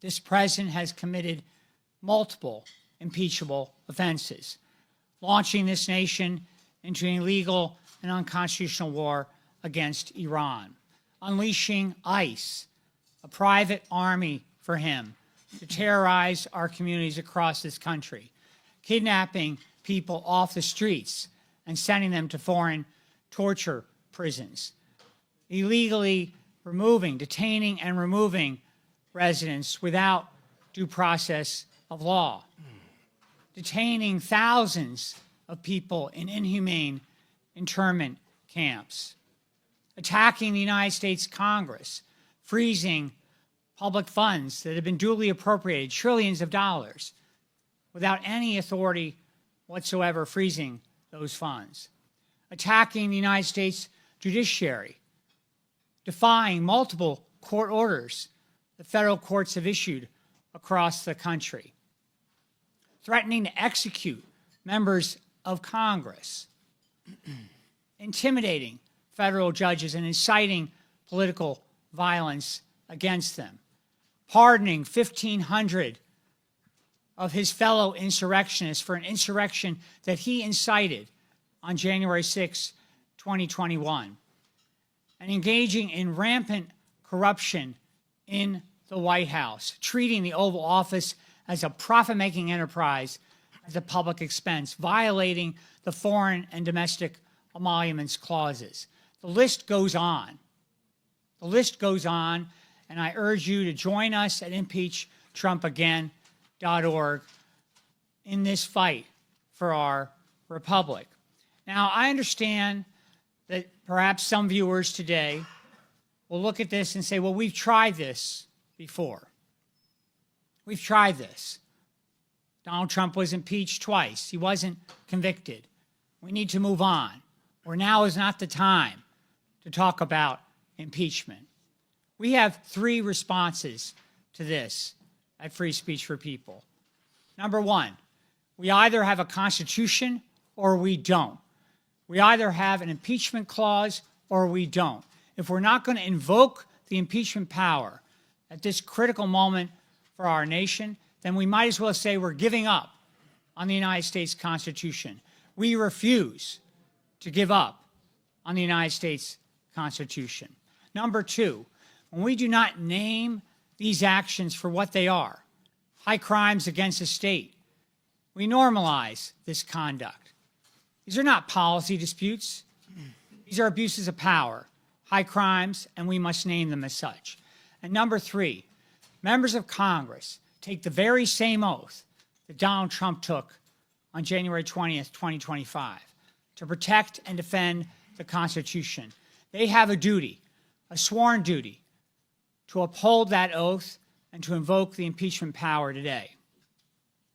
Now, 24 hours ago, as Teresa Amato highlighted in the last panel, this president issued a genocidal threat against the people of Iran. That alone is a basis for his immediate impeachment and removal. Many members of Congress took to the airwaves, took to their social media, and said now was the time to invoke the 25th Amendment to the Constitution.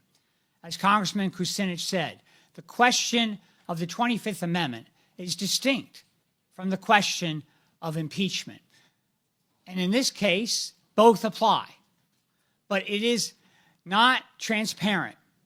It is not honest for members of Congress to solely talk about invoking the 25th Amendment, a power that must be invoked by the Vice President and a majority of the Cabinet, without also facing up to their own responsibility to invoke the impeachment power at this time. And that is what is so critical about this symposium today and its timing. We are going to talk in this panel about Donald Trump's threat to our elections. And I'm going to introduce our two distinguished panelists. Bruce Fein is a constitutional lawyer and scholar, having served as Assistant Deputy Attorney General and General Counsel of the Federal Communications Commission under President Ronald Reagan. Mr. Fein is the author of Constitutional Peril, The Life and Death Struggle for Our Constitution and Democracy, An American Empire Before the Fall. He has testified before Congress as an expert witness over 200 times. Oliver Hall is the founder, executive director, and general counsel for the Center for Competitive Democracy. He is the author of Death by 1,000 Signatures, The Rise of Restricted Ballot Access Laws, and the Decline of Electoral Competition in the United States, published by the Seattle University Law Review. And he has also written for Counterpunch and the Philadelphia Inquirer. We will have time for questions following their remarks. Thank you.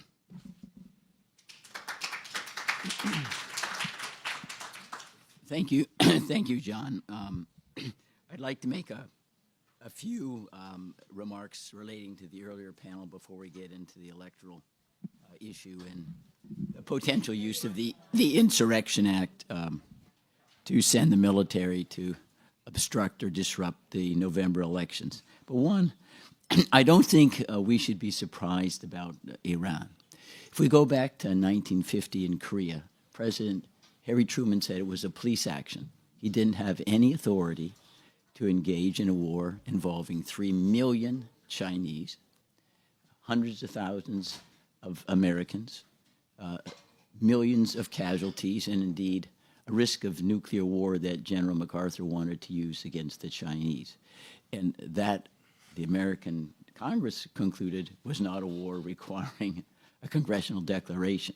So if you take Korea as a benchmark of presidential usurpations of the war power, what Trump is doing is minor compared to Harry Truman.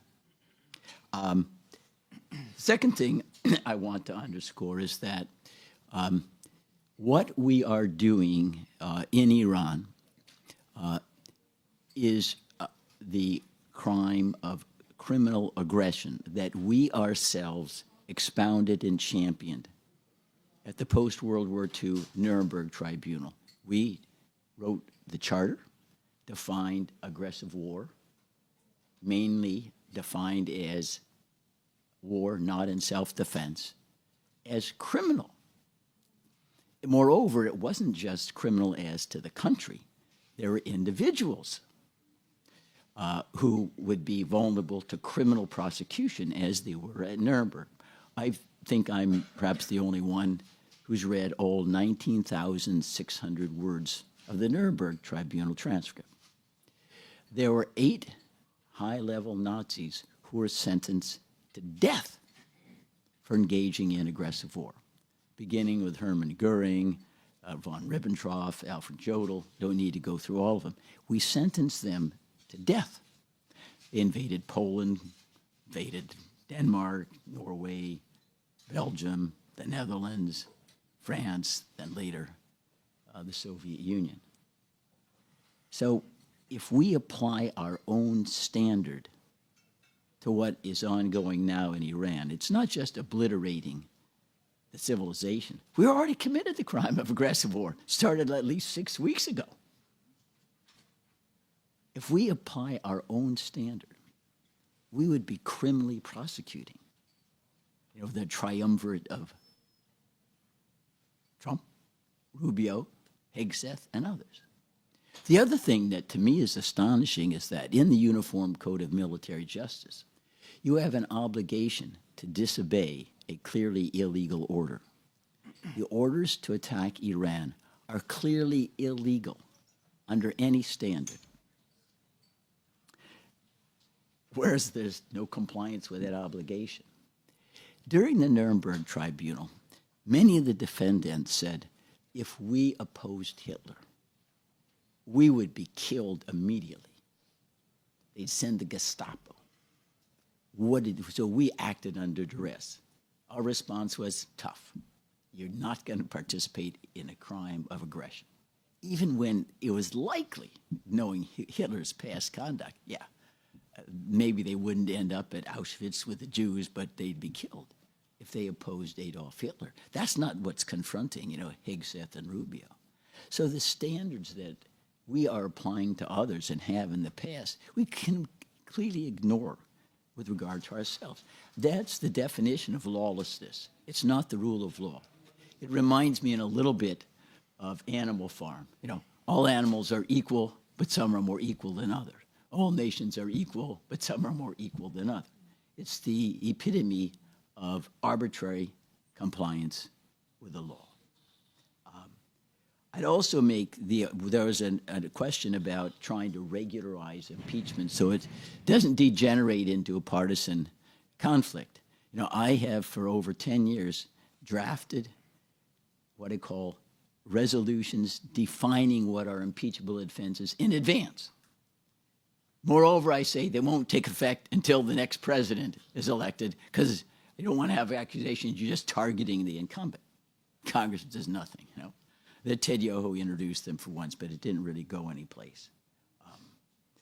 Now I want to the last thing I'd approach before we go into the electoral danger. The president has said, number one, that we at this moment are being invaded by Venezuela, and we're at war with them. Not only that, they're not the only enemy. We're invaded by drug traffickers in the Caribbean and the Eastern Pacific, and we can use the military to kill them and slaughter them, which we are in the hundreds. I mean, this is what I call the mauling of the English language, so that words don't mean anymore. President Trump has stated he can define anybody he wants as an enemy and use the military to exterminate them. No limits, none. That's not the definition of dictatorship. And I go back, why are we surprised? This is July 23rd, 2019. Donald Trump, his express words, then I have Article 2, where I have the right to do anything I want as president. Now, when he said that, I said, well, Congress should be impeaching him right now.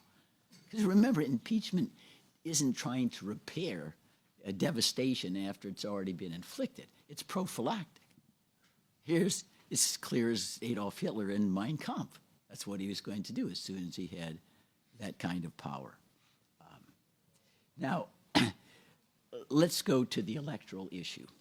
The first thing I want to say is that some would argue, well, we haven't had the election yet, so how can you have impeachment?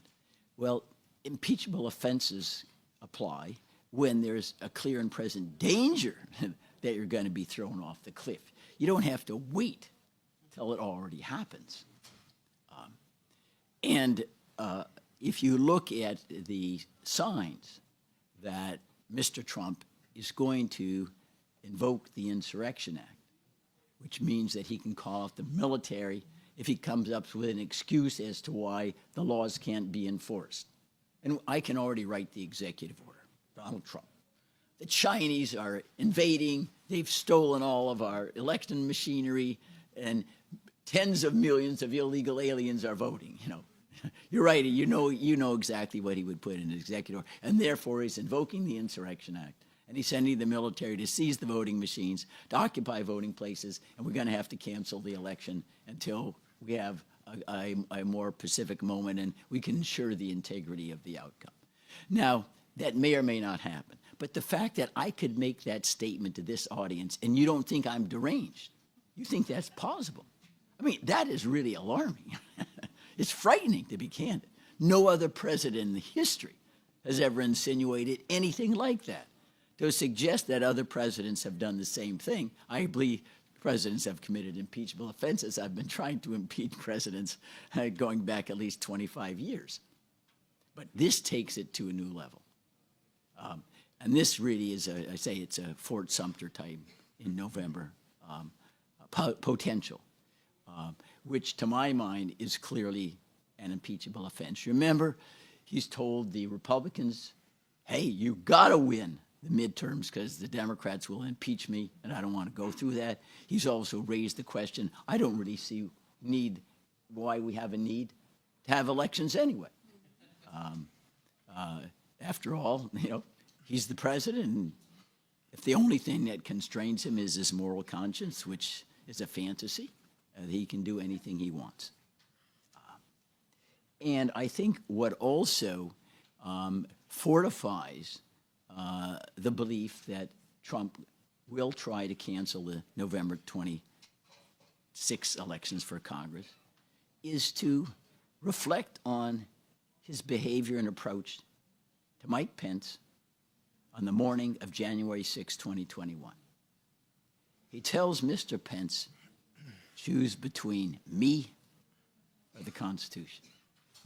He was willing to say that to his vice president, even acknowledging that he knew what the Constitution was about, but he wanted him not to do that. Now, if he would stoop to that and pardon all the people who attacked the Capitol with the purpose of preventing the counting of state-certified electoral votes, state-certified meaning they had survived 61 lawsuits brought by Trump in his committees, to what extent would he go to try to cancel the November 2026 elections? He's already shown how far he's willing to go on January 6th. And he's not expressed any remorse whatsoever with that. And in addition to these actions and words of President Trump, he's already issued executive orders, notwithstanding the Constitution, Article 1, Section 4, if you want to say it, that the rules for elections are with the states, but Congress can override in some instances. The president is conspicuously omitted of any power at all. He's already issued executive orders saying, hey, we're going to decide at the presidential level who gets to vote, how votes are counted. Most recently, he did just, I think, a week ago. So it's clear that he believes he can run the country in November 2026 by executive order, and his lust for power is clear. And so, in my view, that justifies, based upon what he's already stated, impeachment and removal from office forthwith. Thank you. Thank you, Mr. Fein. Mr. Hall. Thank you, Bruce. I'd like to try to add to your case that we do face a clear and imminent danger, clear and present danger, with respect to the electoral process and the threat to it posed by Donald Trump. But first, the subject of no kings has come up a few times today, and I wanted to say a word or two about that because I've been to the no kings rallies, and they're kind of oddly joyous occasions in a way, because you're there and so many people turn out and you realize how many people care about the issues that we're talking about today. That said, I do think they have I think their messaging is a little bit off. And that's because I don't think Donald Trump wants to be a king. Kings are not elected. And I think Donald Trump wants to be a dictator. And like other dictators, he wants to pretend to be elected. If you look at recent dictators in our recent history, Saddam Hussein, Kim Jong-un of North Korea, these dictators claim to have been elected and then reelected by margins of 95, 98, 99% of the vote, right? It makes you wonder what happened to that brave 1% who voted against them. But that's what I think Donald Trump wants, because an election like that, at least gives them the veneer of legitimacy as an elected leader. And that's something that a king would not have. That said, I think Donald Trump does pose a clear and present danger to the electoral process. And why do I think that? Well, he like he so often does, has already floated out trial balloons, right? He has sort of mentioned, well, what if we have to nationalize the 2026 elections and control them with federal agencies and regulate them with the federal, who knows, the militia? And he's also said, I think it was when President Zelensky from Ukraine was visiting, that it was a joke, I guess. He quipped that he might have to cancel the 2028 presidential election, as Zelensky did in a time of war in Ukraine. Well, the White House calls those jokes, but as we know, many of these jokes often come to fruition. And so let's just put it this way, I wouldn't put anything past this president. That's one vote. How would Donald Trump do this? Well, it's clearly unconstitutional, as Bruce just mentioned. Article 1, Section 4, the Elections Clause, gives the power to regulate elections to the states and in some cases to Congress, which can pass laws to override state laws in the regulation of elections. The president is nowhere to be found in that clause. The president has zero authority to regulate the electoral process. Well, so how would Trump do it? Unfortunately, as Bruce mentioned, we don't need to speculate. The Washington Post recently reported that Trump's White House is circulating a draft executive order that would declare a national emergency based on false claims of interference by a foreign government in the 2020 election.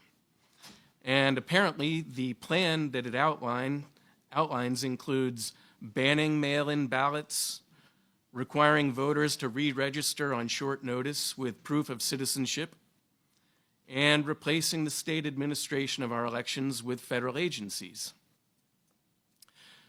But why stop there? Would Donald Trump stop there?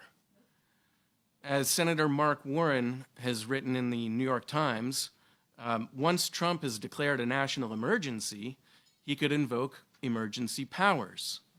What would that look like? Well, Trump could deploy federal agents to the polling places. How hard is that to imagine? We have the National Guard patrolling tourist areas here in Washington, D.C. as we speak. Trump could seize voting machines. He could seize ballots. Once that is done, all bets are off.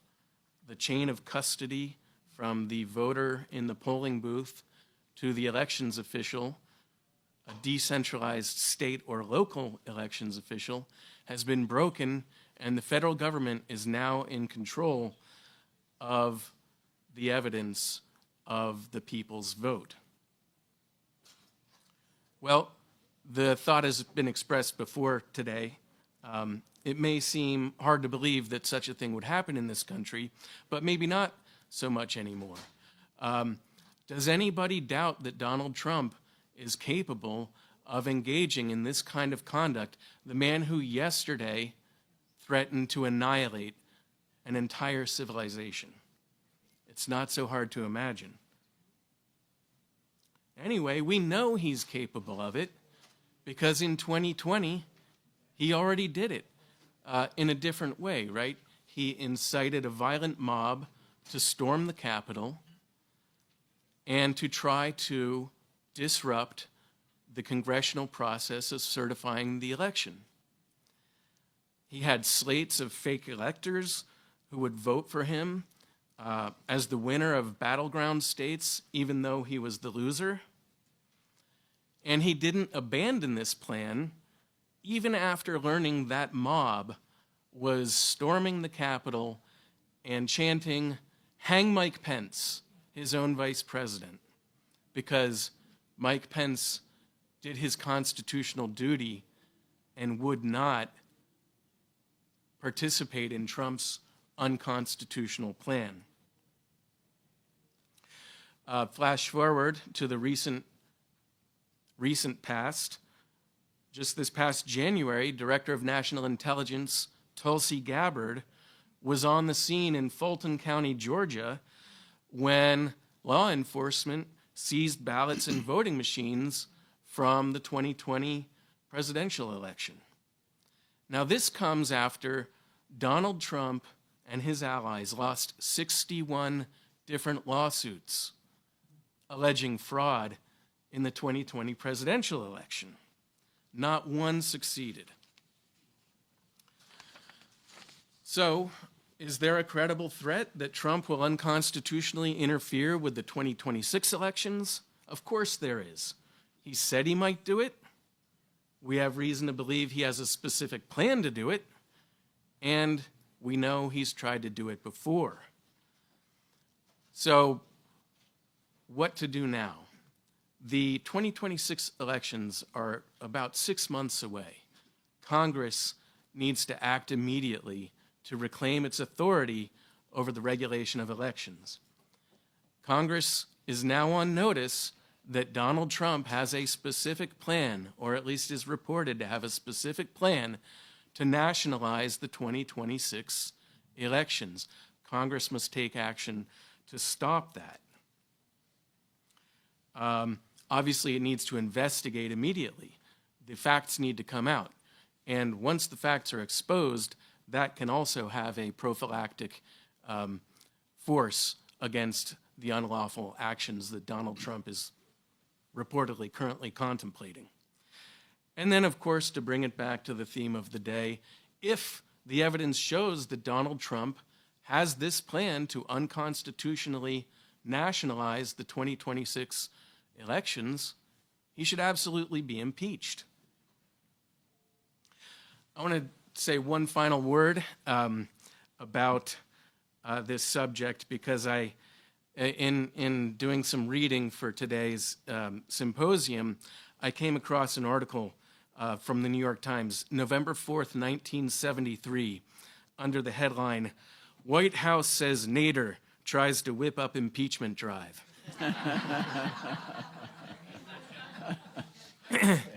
And the story was that Nader and his associate, if people haven't heard of Ralph Nader, he was famous as a consumer advocate at that time. He's gone on to do some things. But at that time, he was best known as a consumer advocate. And the story was that he and his associates were engaging in a campaign to make long-distance phone calls all across the country, trying to whip up support among the electorate to call for the impeachment of President Nixon. And there was a White House official quoted in the story, and he said, "Oh, this is an improper attempt by radical left-wing Democrats to steal an election they couldn't win at the ballot box." Does that sound familiar to anyone? Well, just eight months later, on August 9th, 1974, Nixon resigned.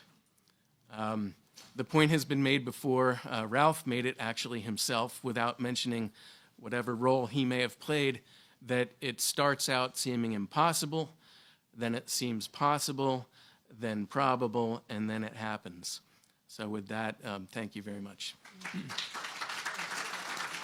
Thank you, Bruce Fein. Thank you, Oliver Hall. We have time for questions. Please feel free to come to the mic and ask your question. For a great panel. My name is Russell Mokhyber. I edit this paper, the Capitol Hill Citizen, anti-war paper covering Congress, available for everyone here out front. Question to the panel, and especially to Bruce. The Democratic Party is supposedly the opposition party. And yet you and Ralph organized this. There's not one member of Congress, Democrat or not, in this room. Why does it take you to organize it? Big question hovering over this event. Why aren't the Democrats pushing impeachment? Well, there may be different motives, but certainly it wasn't because a lack of effort that we undertook to encourage members of Congress to attend.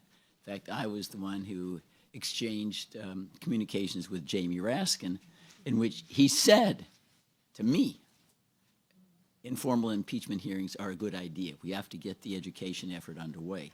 But then he retracted, or it was stated with insincerity.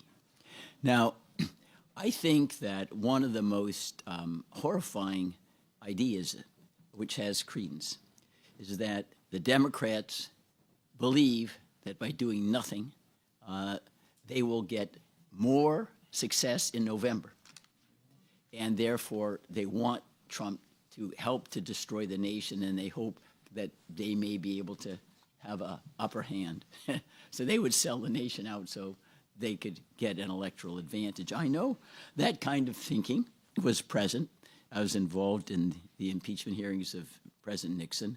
Jerome Walty of California said, well, let's just wait a little bit before we go forward on Nixon, because it'll to our electoral advantage for the momentum to operate against Mr. Nixon. So that's one reason I think the Democrats feel they actually will gain in November by doing nothing. The second is, I believe that there is what I call an epidemic here in Congress of constitutional illiteracy. They really do not understand our form of government. They don't understand checks and balances because for so long they've been an ink blot. They just assume the president can do anything. Now let me reveal a conversation, I can't go into details, that I overheard directly with a House Speaker yesterday, in which he's asked, how come you can't come out against the war against Iran? He says, I can't get in front of the president. It would engage separation of powers issues. Like the president decides that who goes to war. And I said, well, how about the power of the purse? I mean, the ignorance that the House Speaker displayed, unfortunately, is not unique to him. It's characteristic. Congress has no clue what their powers are. Remember the earlier panel, the issue was raised, how come no member of Congress can say Israel has nuclear weapons? They can say it in the Knesset, but not here. You see, hey, that's kind of odd. There's something called the speech or debate clause, that you cannot do anything to a member of Congress for in the exercise of legislative responsibilities for expressing ideas about nukes or otherwise. What's the problem here? The speech or debate clause, in fact, was used by then Senator Mike Gravel to republicize 47 volumes of the classified Pentagon papers. And the Supreme Court said, no, you can't do anything to them. That's speech and debate protected. So we have a situation where the members of Congress have no clue what their authorities are. I know I'm up here all the time. There's statements made that have no connection to the U.S. Constitution, especially the power of the purse and the idea that the president has limitless power over foreign policy. That's simply not true. It's just an invention because it's been usurped for so long. So if you put those two things together, constitutional illiteracy and then this what I call an ulterior motive. Let them sit there, let them drive the country into the ditch, and then, hey, we'll be able to get power. It's the most repugnant ulterior motive you could imagine, because those members of Congress take an oath to support and defend the Constitution before the party. Constitution doesn't mention political parties at all. But that seems to be kind of a quaint, obligation from the time of the founding. Thank you, Bruce. I just want to add to everything Bruce has said, which I agree with, and to Russell's important question, there are exceptions to this question. Congressman Al Green of Texas has introduced on 2 separate occasions now in this term of Donald Trump articles of impeachment. In June of 2025, he introduced articles dealing with the then illegal bombing of Iran, and he forced a vote under House Rule 9. House Rule 9 allows for privileged resolutions, which include resolutions on impeachment, to go to the floor for a vote. Any member of Congress can invoke House Rule 9 and can introduce articles of impeachment. So he did that. 78 of his colleagues joined with him in voting to advance those articles of impeachment. In December of 2025, he went back to the floor. He invoked once again House Rule 9, introduced once again articles of impeachment, this time dealing with Trump's threat to execute members of Congress and to intimidate federal judges. And 140 members of Congress, a 77% increase from the June 2025 vote, 140 members of Congress voted to advance those articles of impeachment. Now, Hakeem Jeffries, Catherine Clark, Pete Aguilar of the leadership of the Democratic Party, they issued a statement just moments before the vote that they would be voting present, not voting for or against those articles, but they would be voting present. And the reason why is they said impeachment is a complicated process that involves thousands of hours of witness testimony, months and months of hearings, and we are not there yet, so we are going to vote present. We cannot be thinking about this in conventional terms. Donald Trump's threat to annihilate an entire civilization yesterday does not require thousands of hours of testimony, months and months of hearings. Members of Congress have the duty and the authority to introduce articles of impeachment immediately and to force under House Rule 9 articles, to force a vote on those articles of impeachment. And I also want to highlight, and there's a handout for those who are here, Congressman Larson's articles of impeachment. We had a role in helping to draft Congressman Green's articles of impeachment. I know Bruce was very involved in helping to draft Congressman Larson's articles of impeachment that have been introduced. But more members of Congress need to step up and carry out their duty to enforce the impeachment clause against this lawless president. Thank you. Good morning. Yesterday I drove 455 miles to get here to hear this, and I want to thank you.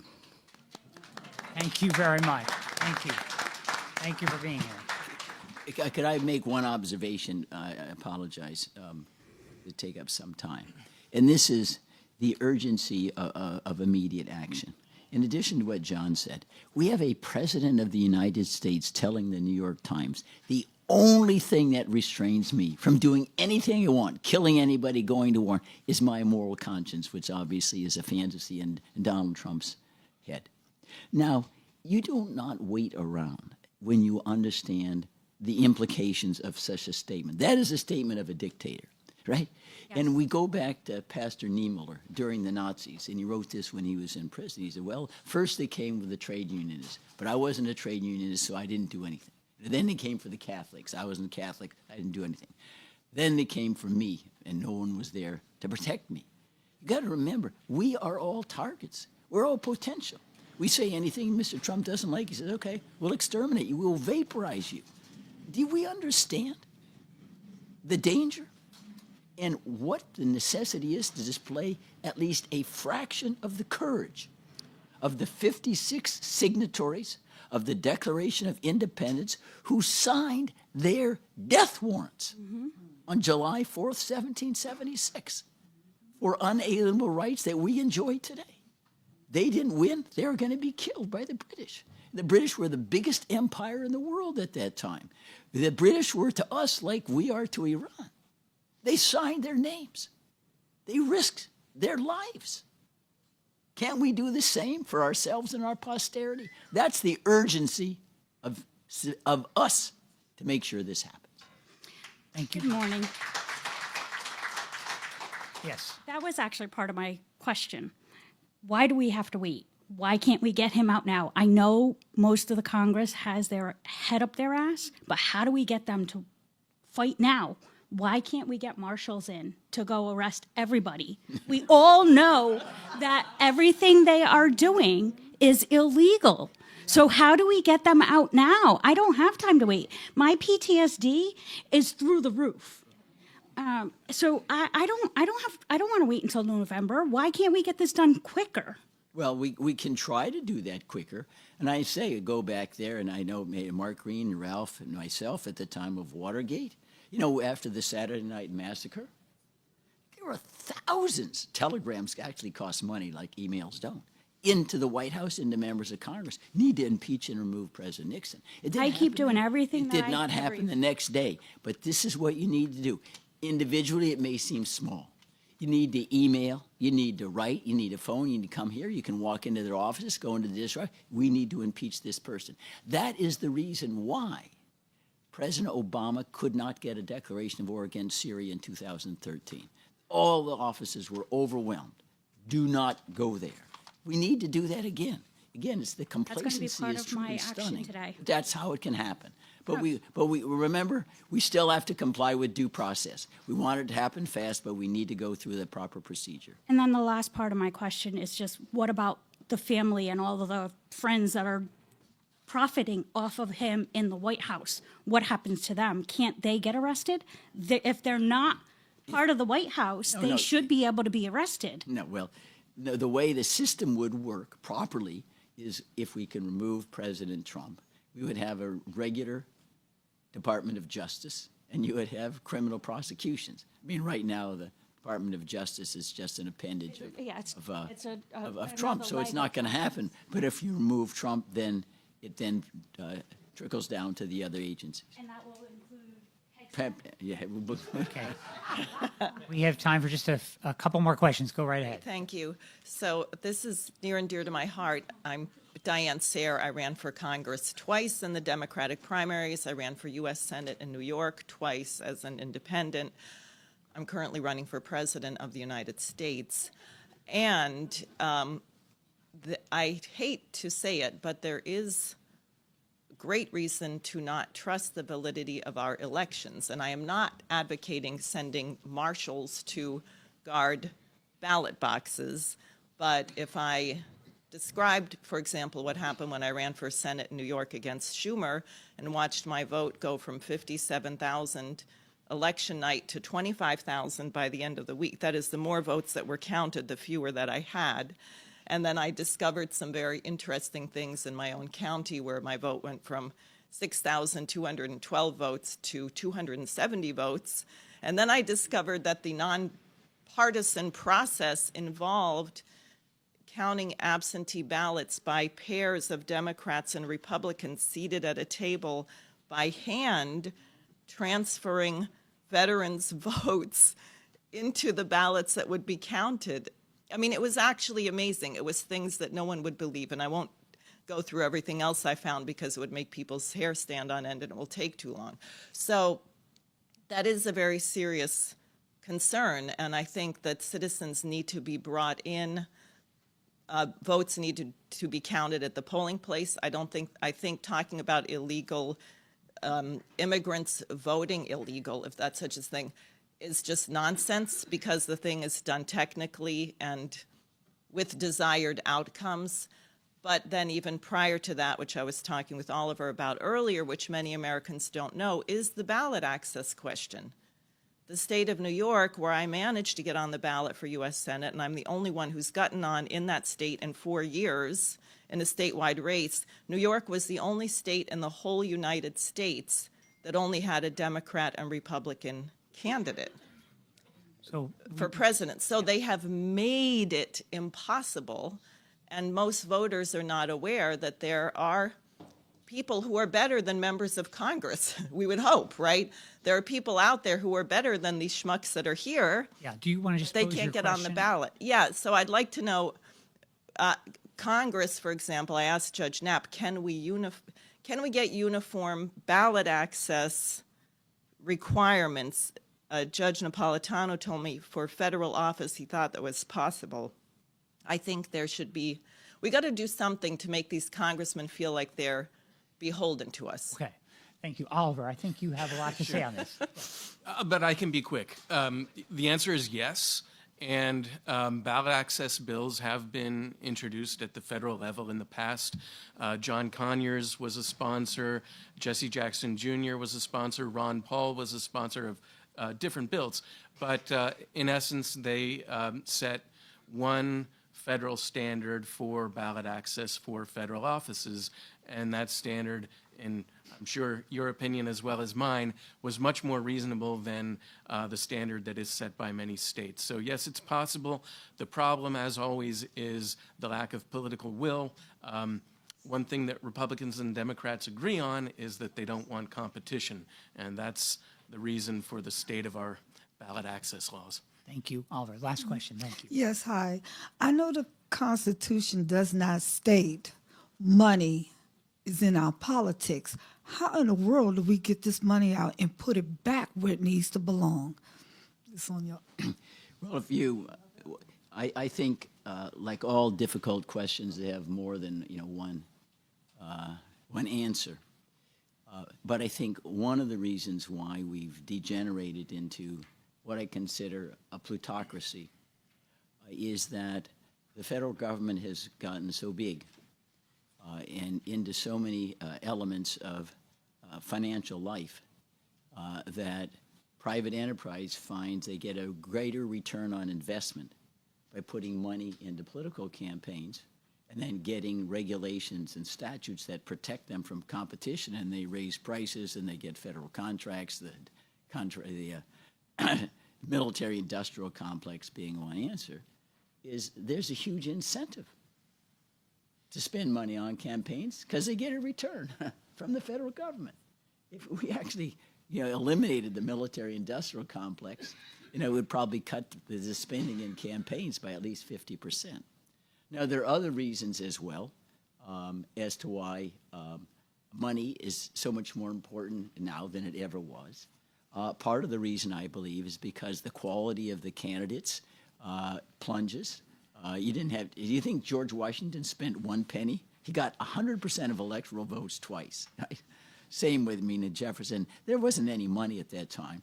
People campaigned on their ideas, their principles. And that didn't require money. It required simple statements and policies and that an educated electorate would follow.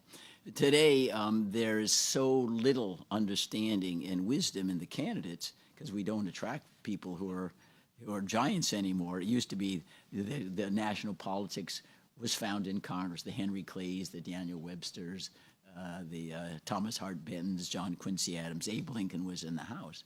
It doesn't happen anymore. You don't have any giants. And that's a reason why all it counts is just name recognition. You have a name, you get elected. I mean, George Santos got elected in New York. How the heck did that happen, But I believe that the larger question as to why money has come in and played such a dominant role is because they get so much benefit off the federal government. Just think, as one example, Elon Musk, SpaceX, all the billions of dollars in contracts he gets there, sole source and things of that sort, Amazon, AT&T, all these.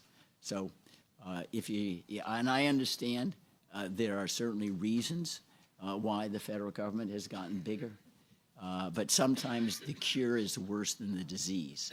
And you develop the government getting that big, and then the money starts to flow, and then all members are compromised.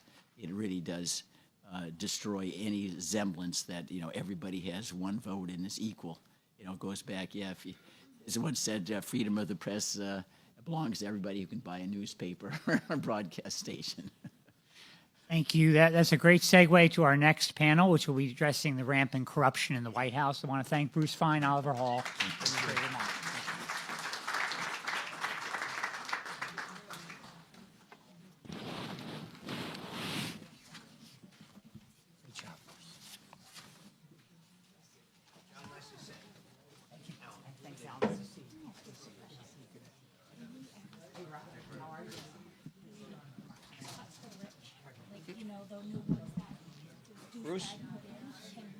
Bruce, your pen. If somebody with brains gets into the White House. Of course, it's a question for Congress, right? Nicely done, Oliver. Thank you very much, Alan. But of course it could be done, and certainly a better president would be a better advocate for making this happen. I just wanted to know if that's a possibility. Of course. Yeah, right, but, yeah, okay, yeah, right, okay, yeah, okay, because I'm gonna mention that.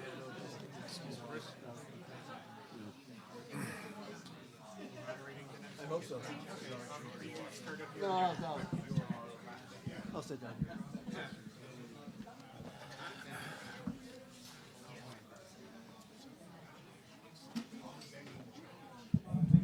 Are you on board for impeachment? Sure. That's what I'm here for. I'm not. I'm here for the Ralph.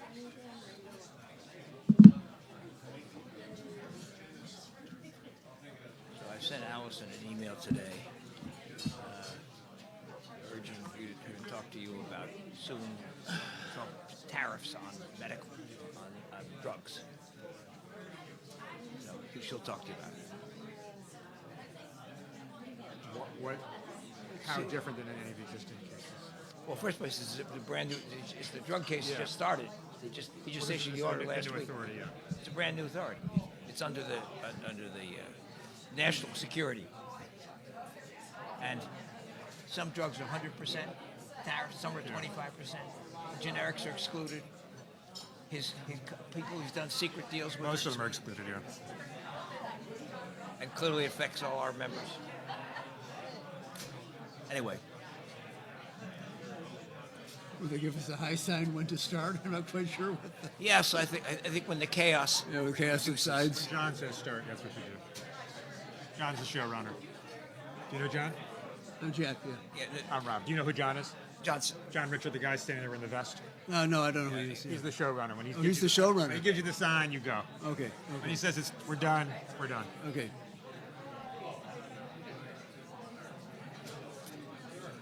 We're more or less back on schedule.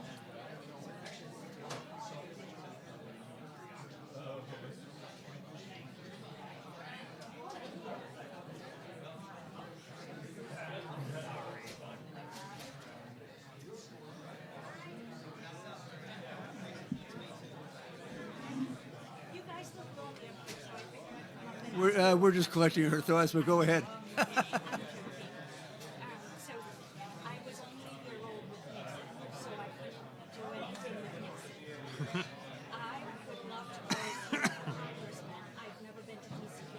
Oh, where are you from?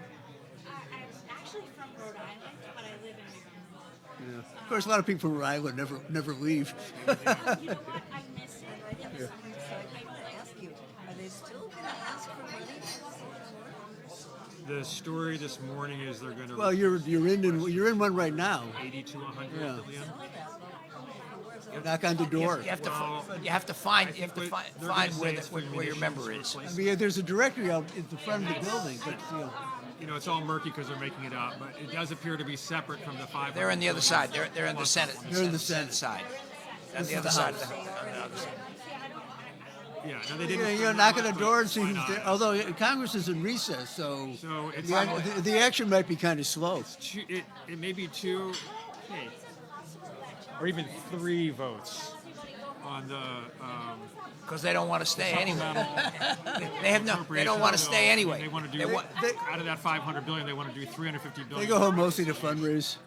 So it's all kind of a murky mess. But the number, and I think it wouldn't be a stupid strategy. Like, let's part put of the crazy cover. number, 500, and we'll get 200. But I don't think this is a strategy. I just think they actually kind of mean it. Why not? It's big. I'm told the showrunner's going to give me the signal. 5% of Who's GDP. the guy wearing the vest? 5% of GDP is like one. That guy. You'll have to ask somebody else. I don't know. So it's like, we're on our way. The guy guy behind the camera wearing the vest. Yeah. John? Yeah, he's the guy who runs the operation. You want me to call this meeting order?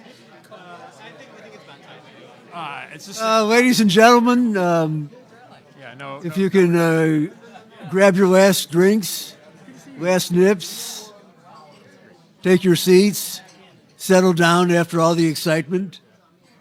We'll try to get the show running for our final session, which is going to wrap promptly, I'm fairly sure, at 1:30 the hour. So I'm Jack Rakove. I'm, I say, a working historian, except I retired some years ago. I write mostly about the origins of the Revolution and Constitution and do a lot of work on James Madison. And since some points were made in the last session about things we don't know and fully understand about some of the basics of American history, I thought I would start with a very quick history lesson about the impeachment clause. And Bruce and I were just Bruce I've actually known for a long time. We actually played basketball back in the early '70s, occasionally in Hemingway Gym. And I'm not sure I wholly agree with one of the points you made, and I want to use that by illustration. But so I want to start by just saying a few things about the origins of the impeachment clause, which is a subject of some interest to us today for obvious reasons. And so here's going to be a real super quick history lesson, not delivered my fastest Chicago accents, but I'll move along pretty quickly. So impeachment was a major part of politics in 17th century England. And all this is tied in with the great controversies between what John Adams called the execrable race of Stuarts. I think we have the execrable race of Trumps in front of us, and their opponents in the House of Commons. And we don't want to belabor it, but the key point I made is whatever was deemed to be impeachable was very much a matter of the discretion and judgment and also the political will of the House of Commons, which actually did not meet for long periods, which was a major source of constitutional controversy, both under Charles, actually under James I and Charles I, and then again under James II. In the 18th century, and particularly on the eve of the Revolution, American political leaders tried to revive impeachment. Impeachment essentially died in England after the Glorious Revolution. It was revived for special reasons for the impeachment of Warren Hastings, who was a very controversial governor general of the East India Company, which creates a whole anomalous set of facts that we don't have to worry about today. So impeachment had essentially died in England, in Britain, though it was revived for curious reasons in the case of Warren Hastings, which was coincident with the Constitutional Convention. What the Americans did was, in effect, to try to legalize impeachment in the sense of reducing the discretion that American colonial legislatures, typically the lower house of the legislature, would be able to exercise if they deemed some imperial official, royal official, worthy of being removed from office. When you flash forward to the Constitutional Convention meeting in the late spring and summer of 1787, the impeachment became part of the complicated nexus of issues that shaped the origins of the American presidency. And it was a complicated nexus. The presidency was the last issues the framers resolved. They were still debating it actively and creatively in the final fortnight of debate. And I think you can make a good argument that they never reached a strong degree of consensus about critical features of the presidential power that continue to vex us today, including some of the issues we're talking about this morning. Nevertheless, impeachment was part of the matrix of issues that the framers thought about as they set out to design the presidency. You have to realize the presidency was the most novel institution the framers created. There was no example of how you would create what I would call a national, lowercase r, Republican executive. The dominant models of executive power in the 18th century were either monarchical or ministerial in the primitive form of cabinet government that existed in Great Britain. The framers had rejected both, but they had to create something, in effect, de novo, without really having any kind of adequate precedent. So it's a very complicated issue. Madison said after the convention was over, the presidency was a subject of tedious and reiterated discussions, meaning the framers looped round and round on the subject, particularly on the mode of election, where we wind up with, the electoral college system, not because it was the most attractive institution, but because it was the least unattractive. And keeping that distinction in mind is important. Now, what happened with impeachment? The Committee of Detail, which met in late July and August, early August 1786, put together an impeachment clause that limited the triable offenses to two specific items: treason and bribery. both are now reasonable subjects of discussion, since we don't know how much Putin actually has on the President of the United States, and speculation about this forms an active part of what goes on in the intelligence community. And I have a good buddy, former guy in the CIA, with whom I discuss this, and we discuss whether or not Melania is Trump's handler, and whether or not I'm a little skeptical, but at least that's one possibility you can entertain. So when the report of the Committee of Detail came to the convention in general, meeting the committee of the whole. So he had two specific offenses, and then George Mason of Virginia. You should all visit his house at Gunston Hall if you've never been there previously. Mason, who was kind of a true Whig in kind of conventional sense of the term, capital WHIG, says let's add maladministration. And Madison, and I spend most of my waking days thinking about Madison in one way or another. Madison objected. And the basis for his objection is important. The framers wanted to create a constitutionally independent executive. If you introduce the phrase maladministration, which actually would fit the current administration, is a perfectly accurate descriptor of what goes on a daily basis. But from Madison's perspective, the term was so wide open, so open-ended, so much a matter of congressional discretion without having a kind of specifically defined legal dimension that it would really undermine the whole concept of an independent executive. I mean, you can impeach a president for anything and everything under that basis, and if one of your goals is to create a constitutionally independent executive office, who would be the sole holder of the executive power, that would have been a real problem. So then we get high crimes and misdemeanors, which to modern American means, either January 6th or jaywalking across Pennsylvania Avenue, because we have a common sense version of what we mean by misdemeanor. But there's no discussion of it. And so, as Gerald Ford famously said, well, in the end, impeachment is anything the House of Representatives decides it to mean. So which means that in one sense, the topic is wide open. So that's historical lesson number one. Second historical lesson is, and it's worth thinking about this, is that down until the so-called Committee on Postponed Parts, which is the last significant committee, next to last significant committee, the Men in the Convention, delivered its report on September 4, 1787. It's that committee which finally came down on the side of the Electoral College. It had to invent the vice presidency, which was an institution that nobody had in his mind until, the committee came up with it. And I have to note, the vice presidency was never regarded to be part of the executive branch until well into the 20th century. Mike Pence, when he did his duty on January 6th, was acting in his traditional capacity as the president of the Senate. That was the true role. President pro tems of the Senate were, for much of even in the 19th century, were elected on a daily basis, just when the vice president wasn't there. That was your job. And that's an issue that John Roberts mangled badly, among many things he mangled badly in Trump versus the United States, was this whole characterization of the vice presidency historically is quite fallacious. But one of the other key things that the Committee on Postponed Parts did is it created the two advice and consent clauses, the power over treaties, and the power over treaties, power of appointments had been given to the Senate, and that's where it resided until the Committee on Postponed Parts shifted around. It also made one other critical change, which affects impeachment.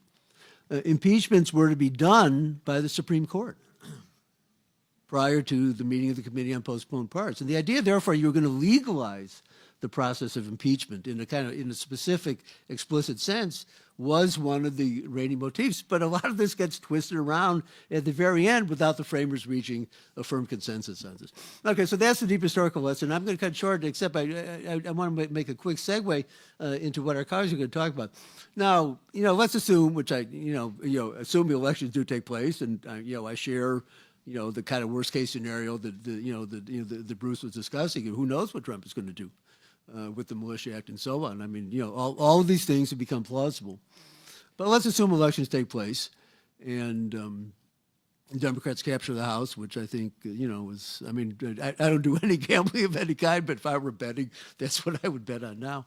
It seems to me bribery would be the first and most immediate object of, the most obvious source of any impeachment resolutions. There are lots of other things out there, but as we know, actually from the two Trump impeachments, sometimes you still want to keep the focus as narrow as possible. So bribery would work pretty obviously. And I want to just toss this out a question. I'm puzzled how it would work in the context of the court's ruling in Trump versus the United States, with the goofy notions of presidential immunity which were invented when the court acted, I think in a thoroughly irresponsible action, instead of expediting the trial that should have taken place prior to the election, which would have been the court's true constitutional responsibility. The court did everything to do it. I forget the balls and strikes stuff. The court, and Bruce will appreciate it, the court was running the four corners offense on the impeachment trial. They were running out the clock so the American people would not have the information, let's say the definitive judgment we needed, particularly about January 6th. So those are just my introductory remarks. A little bit of deep history, which I hope will actually help to set the framework for what we're going to talk. And now I'm just going to turn things over to our two guests who are more than well described. And we'll start with Dean Morris and immediately to my left. Thanks, Jack. Oh, so to answer your last question, I have to ask my students that when I teach Trump versus the United States next week. Okay. Okay. Article 2, Section 4 lists impeachable offenses, only two of them. The first is treason, the second is bribery. I want to talk today about the first cousin of bribery, which is extortion. 18 U.S.C. 1951 B.3.2 defines extortion. Let me read it to you. The term extortion means the obtaining of property from another with his consent, induced by the wrongful use of actual or threatened force, violence, or fear, or under color of law. It is the under color of law that Donald Trump has been using to extort the United States. Now, the good thing about this charge is that the facts are all undisputed. He has said them out loud, and we know them. He has proclaimed them from the highest mountain that this is what he's doing, and he's proud of it. It just happens to be extortion. So he's guilty of extortion. I want to focus today on four sets of victims. One, universities. Second, law firms. Third, foreign countries. And last, businesses. Not everybody within each category gave in. Many did, but it's a crime to attempt to extort or extortion itself. As I say, the most amazing aspect is this is all out in the open, and everyone that happened under a color of official right. I am the president, and I have the right to extort this from you. All right, let's start with universities. Trump does not like universities because universities don't like him. He doesn't like what the students learn. He doesn't like what they're taught there. He's also opposed to DEI of any kind and the liberal education generally, which he doesn't believe in. His mechanism to get at the universities was to claim that they were engaged in anti-Semitism, principally focusing on the war in Gaza, that they failed to protect the Jewish students. Did they fail to protect the students? The answer is yes. But did they justify what he did? Absolutely not. He forgot about he demanded the payments of millions and millions of dollars to the United States, and if you don't do it, he's going to cut off your funding, which he has the absolute ability to do to stop medical research, basic science, even support for the military. And this is the key to all his extortion. He's doing it because he can. That somebody has to go to court to stop him from doing it. And that requires lawyers, it requires delays, bad PR. Harvard University, which you and I attended, resisted. And it resisted mightily and fought very hard and prevailed because he didn't follow the procedures, he didn't follow the substance, he just did it the way he wanted to do it. The case is still on appeal, but I have very little doubt that Harvard is going to prevail. He's still claiming millions. He's still trying to extort them while it's on appeal. Most universities are not as rich as Harvard, and they did not resist. So let me be clear. Many did not do enough. Many universities did not do enough to protect the Jewish students. But there are procedures, and there are rules, and there are obligations, and that's what the government should have done instead of threatening them. And the only matters if you can afford to sue, and most of them can't afford to sue because they cut off the money and the reputation. Second, law firms. The worst sin is being on the other side of Donald Trump in the prior elections or having worked for the federal government when the federal government brought criminal actions against Donald Trump. If your law firm did any of those things or did anything else that you worked for Democrats under investigation by Trump or you did pro bono work and Trump won, he demanded money from those law firms, demanded that they stop representing the clients he didn't want them to represent, and he threatened them. He threatened that they would no longer be getting any government business. He threatened that they would no longer be allowed to go into government buildings or talk to government lawyers to represent their clients in cases against the government. And these threats were no doubt going to be carried out. Many law firms caved. They caved for lots of reasons. They claim mainly because of economic considerations. What will it do to our client? What will it do to ourselves? What will it do to our clients? Well, what will it do to your clients if you don't cave? What will your clients think of you if you give in to the government when the government's asking of you? How about when they ask it of your client? 4 of them did not cave. They sued. Jenner and Block, Wilmer, Sussman, Godfrey, Perkins Coie, and they won. The case is now on appeal. The deals that the ones who caved made are unclear. Trump has asked for pro bono. He's asked for various versions, some of which include representing the United States government or agencies. Many of them are helping. Many of these law firms are helping now with the ballroom and Melania's books, her movies, and maybe even her widgets or robots that she's now selling. So that's threats, extortion, number 2. Extortion number 3, foreign governments. He threatened the tariffs against foreign governments. Greenland, Brazil, Italy, anything that any government did that he didn't like, he threatened the tariffs. He has no legal authority to impose most of the tariffs that he's imposed, but he surely had no legal authority to do that for the governments that they had.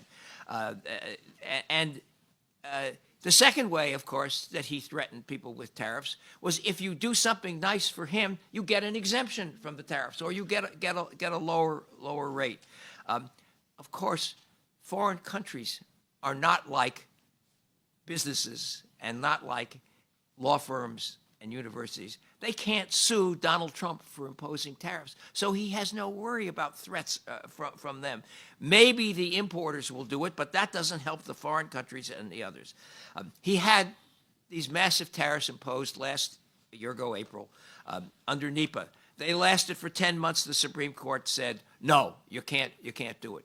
He's got a retaliatory tariff case against him that was brought involving China's tariffs way back from 2019. That's going to the Supreme Court now. There are other cases being brought by him. He doesn't care. He's doing all this because he can and tells people, if you don't like it, you have to sue. Needless to say, many companies are afraid of suing him with considerable justification. This is extortion. There's no other word for it. The last, businesses. Now, normally I don't have a lot of sympathy for businesses in this country. That's not what Ralph taught me to do when I came to work for him. But the businesses are being extorted by Trump, and I make a disclosure first that I'm involved in 3 separate cases involving this. The first one involves U.S. Steel. U.S. Steel sought to merger with Nippon, a Japanese company. The law is clear that they had to get clearance from the government in order to do this. President Biden said no. President Trump said yes, but he said yes with a price. They had to give him a golden share in this merged company, which is now going to be a subsidiary of Nippon Japan. He has got the right, according to the White House press release, to put a seat on the board of a U.S. company. I refer to him as the socialist in chief. That's not what our country's about. He has no basis for doing that under the statute whatsoever. But he's doing it under what's called a national security agreement. I had never heard of a national security agreement before. This is an agreement that the president can enter into when they want to impose conditions on the use of, on U.S. companies that are merging with foreign government companies. But the deal is it's secret, and so we don't know what's in this agreement. So I have a Freedom of Information Act case pending in the district court here to try to get the agreement, to see what it is, and see who else is being injured by this besides the American public at large. I have a confident belief that the steelworkers would not be too happy to have Donald Trump have one of his minions on the board of this company, no matter who is the owner. Again, no possible basis for demanding this. He did it because he can. Second, NVIDIA. NVIDIA is a very wealthy chips company. The Trump administration came to NVIDIA and said, you want to sell these chips to China, you have to give us 15 and then later raise to 25% of your revenues in order to do this. No basis in the statute whatsoever for doing it, but the threats were there. You don't want you want to get what you're entitled to, yes, but you have to give us something that you're not entitled to at all. I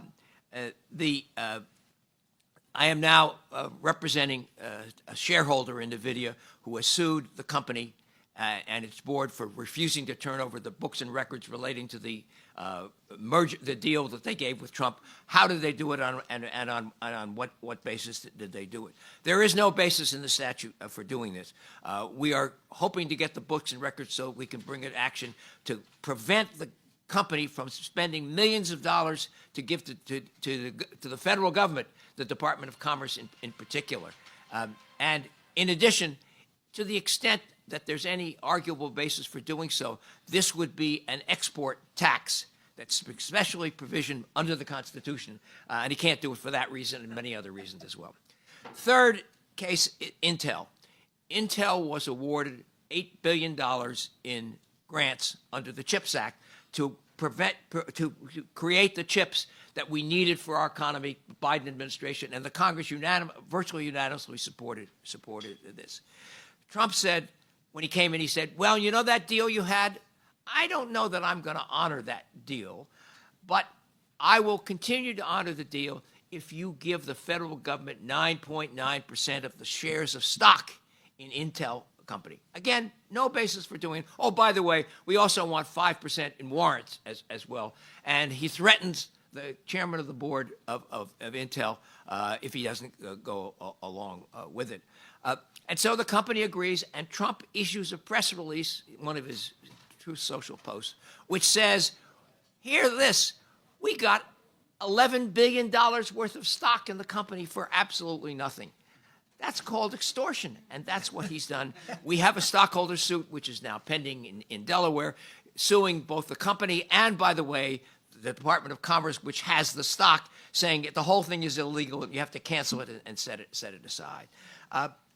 All of these cases and many more, there's one thing in common. Trump claims, without basis in the law, that I have the right to get what I asked for. And if you don't give it to me, I'll wreak some kind of havoc upon you. But that's because he can do so much damage and so much harm to people before people have the only remedy, which is to sue him in court, and most people can't afford to do him in court. All these cases, the victim is without something to which they are entitled, and Trump is taking it as he can. The most significant fact about all this is that these are not isolated instances. These are clear patterns of extortion of everybody he can do business with. The American people cannot let him get away with this. And when impeachment comes, extortion ought to be one of the articles in the charter. Thank you.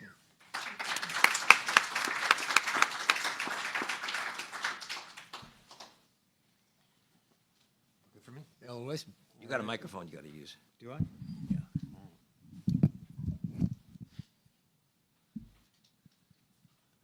Well, it's great to be with you all today. A couple of preliminary remarks, and I'm going to dive into the topic of Trump and fraud. Three things I wanted to say up front. One, I think prior to yesterday, it was very obvious to anyone who's remotely honest that Trump has committed a long list of impeachable offenses. my friend John Bonifaz. It listed, I don't know how many, like the day he took office. And I think he was right and remains right. I think there's a different question about whether impeachment is a right strategy. And also, if it is a right strategy, how one goes about doing it. And I wanted to comment on that in the course of my remarks. The second thing I want to say is I think the answer to the question about Trump v. United States is it's totally irrelevant. Impeachment is not a criminal prosecution. Whether he has immunity in courts is irrelevant to whether he can be impeached. And moreover, the standard for impeachable offenses does not have to line up with the criminal code, even though it might. And the things that I'm going to talk about, some are arguable crimes and some are not. And I want to be clear that I'm not saying in the things I'm about to list that any of these necessarily are crimes. And the third thing I want to say is a lot of this, what about my remarks are going to be, is framed around the issue of fraud, which is a defining attribute of Donald Trump, so there's a lot to say. But also I think important because the administration has made fraud one of its totems and is weaponizing the idea of fraud now to go after so-called blue states, but also particularly to attack benefits for low-income people and people of color. In fact, the alleged fraud in Minnesota, which is manufactured to a large extent around daycare and other issues, was the predicate for the ICE invasion of Minnesota. So talking about fraud is important. And that's what I want to do. I think if we're thinking in terms of impeachment or impeachable offenses, one might think about bribery, although again, as I'm going to say, these are not necessarily bribes under the code, and the Supreme Court has made bribery almost an impossible charge to prove anyway. You might think about violation of the Take Care Clause, the duty of the president to enforce the law. You might think about emoluments violations, which are manifold and some of which I'll reference, or a more general corruption charge, which is obviously not a criminal charge, but is probably the best way to describe the totality, or at least one of the best ways to describe the totality of what this administration is about. I wanted to review 5 areas in my time. See how quickly I can go through them. I'll have to edit myself because this is about 2 hours worth of detail. One is efforts at the focus on the Department of Justice and the evisceration of the department, which is its own separate topic, and the weaponization of the department. I don't want to talk about that. I want to talk about the evisceration of its anti-fraud components, and how it'll be implicit how that's benefited Trump and his allies. Second, how the administration has affirmatively fostered fraud in the private market, including for Trump corporate allies. Third, the abuse of the pardon power, and specifically the abuse of the pardon power to benefit individuals who have committed fraud. Fourth, pervasive conflicts of interest for Trump and the Trump family and their business operations and the administration of government, and especially involving foreign businesses. And last, quickly just touching on the ballroom, because how can I leave the ballroom out? Can't leave the ballroom. It's even in the title of this panel, I think, so Ralph would be unhappy if I didn't mention the ballroom. So quickly, just to go through the Department of Justice, because this stuff is almost impossible to keep track of, but it has been a systematic effort of Pam Bondi from the moment she was confirmed, and we can only assume will be ongoing with the new AG, to undermine the anti-fraud efforts of the Department of Justice. An initial move was to gut the department's public integrity section so that almost every lawyer who working in the public integrity section that's dealing with bribes and efforts to undermine the efficacy of government has been gutted. Everybody is gone. They disbanded the consumer protection branch of the Department of Justice. It's gone. They announced a new policy related to crypto businesses, which Trump at one time thought was a fraud per se, but now because the source of his wealth. They changed the enforcement strategy, moving away from the Biden administration effort to actually enforce the law, which makes most of what crypto is doing illegal, and said, not anymore. They narrowed enforcement by the National Security Division to announce that effectively there would be no enforcement of FARA, which is the Foreign Agents Registration Act, which means people who are being paid to work on behalf of foreign governments or corporations have to register. Pam Bondi herself had been a foreign agent. Kash Patel had been a foreign agent who didn't register, perhaps why they got rid of that. They announced effectively that they were going to halt the enforcement of the Foreign Corrupt Practices Act, which prohibits U.S. companies from doing bribery overseas. They massively roll back enforcement against corporate lawbreakers. I'll talk more about that in a moment. And they fired the department's ethics advisor, because that's an inconvenient person to have around when you're Pam Bondi on Donald Trump. So that's point one.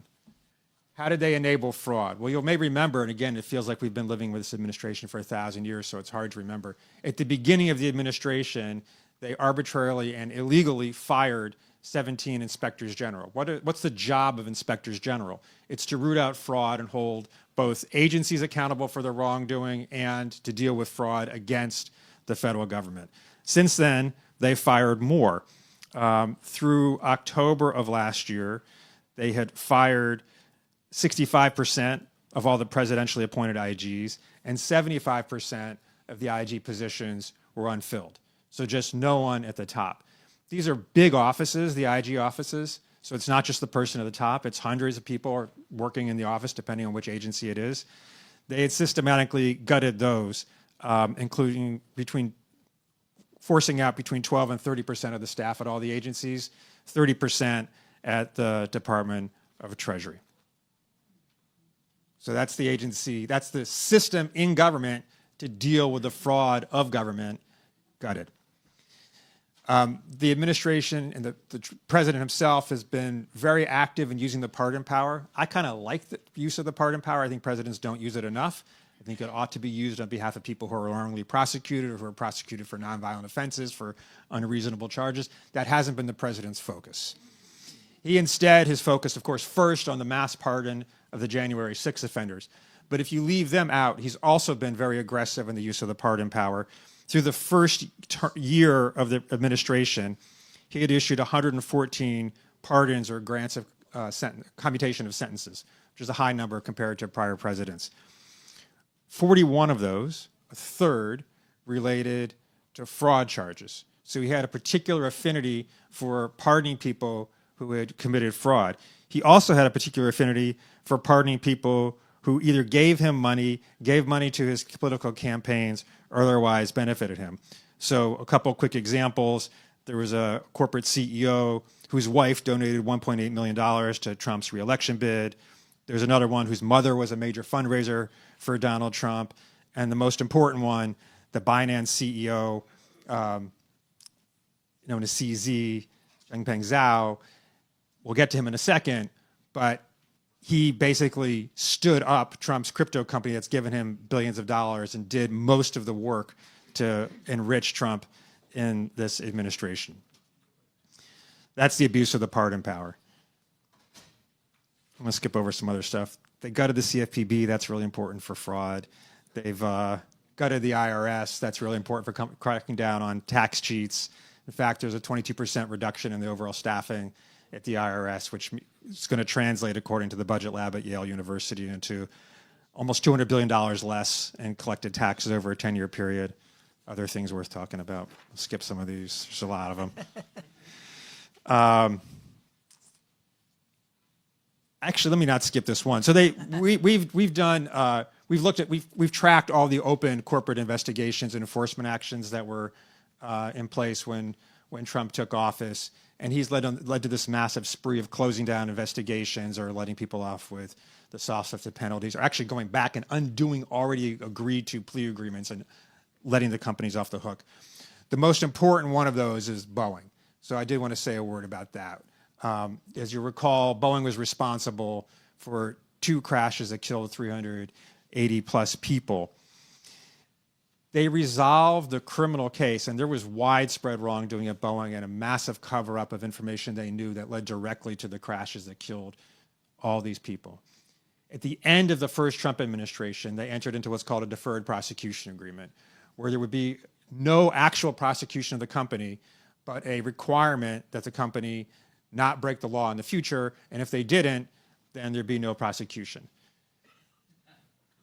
That sounds nuts to you because it is, but that's pretty normal for corporate crime prosecutions, yes. And it's also true that the company is already required not to break the law in the future, even without a special agreement. But that was the deal. Unfortunately, Boeing couldn't keep to it. Boeing did break the law in the future. You remember the Alaska jet that had the door blow off and stuff? That was a Boeing flight. So the Biden administration said, hey, you know what? You made a commitment. You were going to follow the law. You didn't follow the law. We're going to prosecute you. They didn't do a very good job of that. It was going to be a light prosecution. But Boeing did agree to an actual criminal plea. But they didn't get the deal done before the administration ended. And when Trump came in, they undid that plea agreement, which Boeing had already agreed to. They had already agreed to a plea agreement, and instead said, okay, we'll give you an even lighter agreement than the original one. It's called a non-prosecution agreement, which basically means we don't feel like prosecuting you. That one is one of the worst corporate crimes in American history, with one of the worst abuses of the enforcement process. So worth highlighting. So real quick, in terms of the president's conflicts of interest, he's obviously created these huge businesses around cryptocurrency.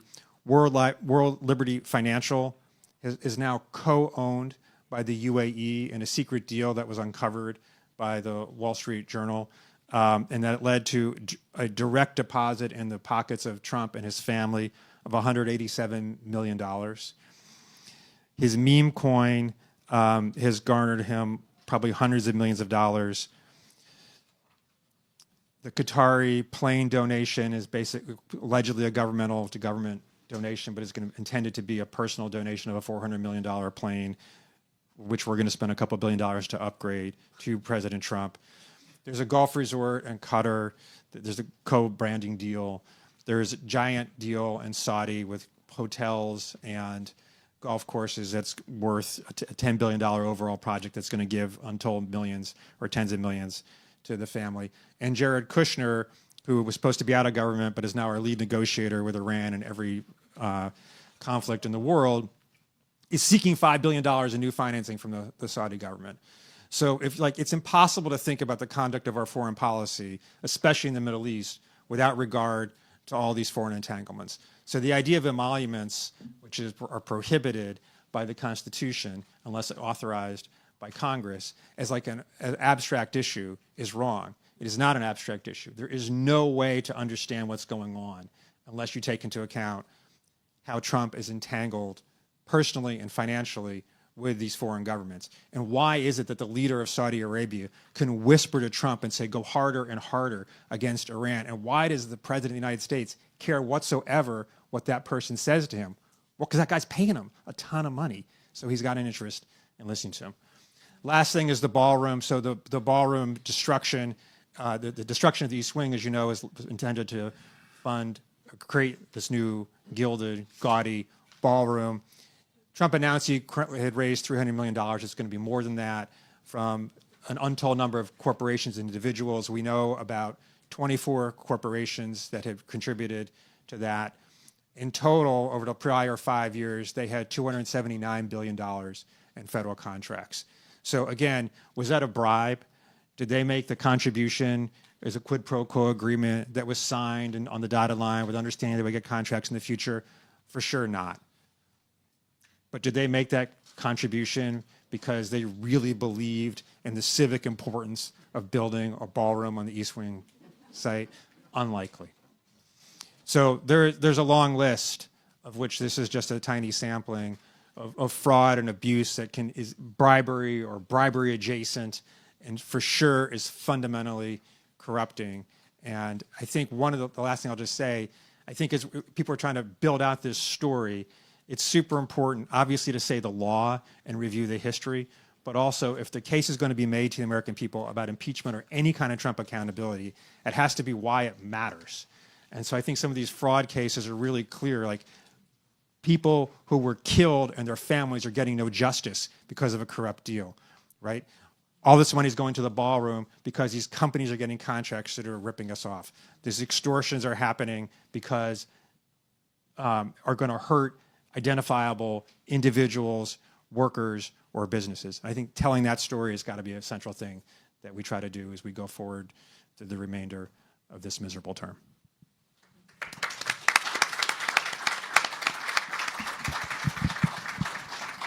Thank you. This has been a great panel, and as I understand it, we're about to adjourn this panel because we have a number of short statements coming up. Right, Francesco? Is that the?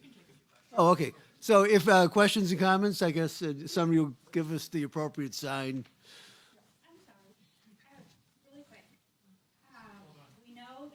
They are profiting off of the White House. If and when Trump is impeached, can we get that money back? Can we seize all the money he has stolen from us? A clawback. If you could find it, maybe. Right. But then again, how are we supposed to find out everything, every corrupt thing he has done, him and Well, Vance and everybody I suppose else? if there were a new Justice Department that actually Right. had I mean, something to do with yeah, justice, so- we might be able to get some ideas about what it was and get some money back. We might be able to get some back. Might. But then everybody from if Trump gets impeached for treason, everybody under him goes too. Correct? I don't know about that. Let's No, go. nobody's For treason? Nobody's talking about treason. Nope, that's not. But isn't it treasonous what he's doing? Right. Okay. All right. Let's go on to the next question. Very quick question. You've talked about all these crimes, but Rob Weissman oversees a group, and some of us get regular notices of how many cases Public Citizen and Public Citizen Litigation Group are bringing and have brought so far, and what is your record? A little self-serving, but it's important that you tell us because you've just talked about the general issues. Well, if you haven't signed up for our emails to get these regular updates on our lawsuit, citizen.org. Yeah. I know Maxine has. But others. So we've filed 36 lawsuits so far, more coming very shortly on a wide range of issues. We've had some important successes, keeping programs open that Trump was illegally trying to close, liberating documents through Freedom of Information Act cases that they're trying to suppress. In general, I'd say and if we do actually go through all this pretty regularly if you haven't signed up for our stuff. In general, and Alan will echo this, I think among all the litigation from the groups that are litigating groups, some of the private efforts that are going on, and then the attorneys general, the success rate in the lower courts is quite high. It's mixed at the appellate level, and then the Supreme Court, we're winning. We're not losing 100%, but the record is as sour as you would expect. We actually had the first case on the so-called shadow docket of the Supreme Court, which we won. That was an order by the Supreme Court that the government actually had to follow an order from the lower court. That was up for grabs, but we won that case 5-4. Sam Husseini, again, to sort of follow up on a prior question about treason, and one of you saying no one's talking about treason. I think that might be the problem. You have masses of people out there saying that the U.S. went to war against Iran, largely working hand in glove with a foreign government that I don't think has been mentioned on this panel, Israel, and somehow there's no connection to that for being the first reason for impeachment, treason. Maybe this is just a comment. There's this incredible disconnect between what's being said out there and what the so-called analysis is in here, and somehow people are wondering why impeachment doesn't happen. Thank you. Hi, question for you, Rob Weissman. You said at the beginning of your comments that you were going to talk about the political issue of whether impeachment should happen, and if so, what the strategy should be. But I don't think you were able to get back to that for understandable reasons. You had a lot of ground to cover. So I'd like to know what your thoughts are on whether impeachment should happen, and if so, what the strategy is. And please don't say it shouldn't happen, because your co-panelist there, Dean Morrison, has just, I think, correctly stated that the American people can't stand for this. Thank you. Is that a question or an instruction, my friend? What I said was what I said or meant to say was I wanted to comment on how it should happen if people are going to pursue it, and that was what I was trying to get at in the last remarks. I think. With respect to Sam, the prior commenter, I think there is obviously intense anger for all justified reasons. But also, we did impeach him twice in the last administration. And there needs to be some reflection on what was achieved by that and not achieved by that, and what will be different. So, like I said at the outset, there's no question the offenses are impeachable. But like, what are we going to do that's different? And part of it has to be, I think, making an appeal that is meaningful to people.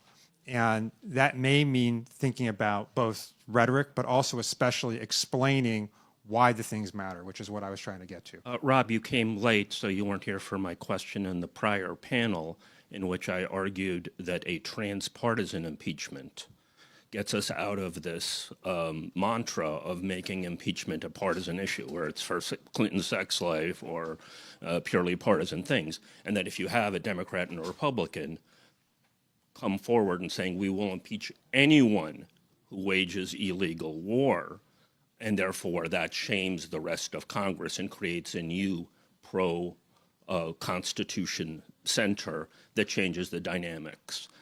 So to answer your question, I think I've answered it twice with my comment earlier on this panel and the prior.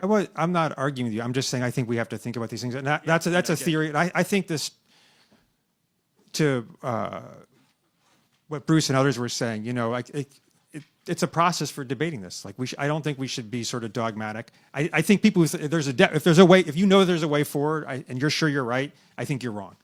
Because I don't think it's so obvious how we're going to succeed in holding this president accountable, or how to run an impeachment campaign that succeeds in whatever your measure of success is. So I think there should be conversation and fraternal debate among allies and colleagues about ways to go. And what you're saying? I don't mean to be distasteful. I'm just saying a I hear you. partisan impeachment hasn't been attempted, to my knowledge.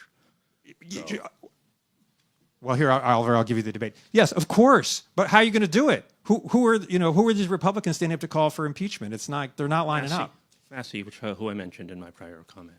I want to interject a quick comment here. It just seems to me, thinking more as a historian than a lawyer, which I'm not, though I do hang out with a large number of them, that it is so essential to set the precedent that precedents are subject to the highest form of punishment, whether it's criminal or in a sense political. And then, the fact that other nations manage to do this and we don't, particularly in this 250th year, which I think is going to be a great mockery of the group I've spent 50 years studying as a historian. But I do think that point from at a fundamental normative level is critical in and of itself. And when you read the accounts of what went wrong, and I forget the two authors who, there's a standard book now on the Trump impeachments, and I'm forgetting the names of the authors, but the number of expedient political calculations from both parties, particularly the second impeachment. The Democrats wanted to go on with Biden's agenda. They didn't want to get bogged down taking testimony. The Republicans, they were conscientious for about 3 or 4 days, and then they all went down and kissed the ring and folded.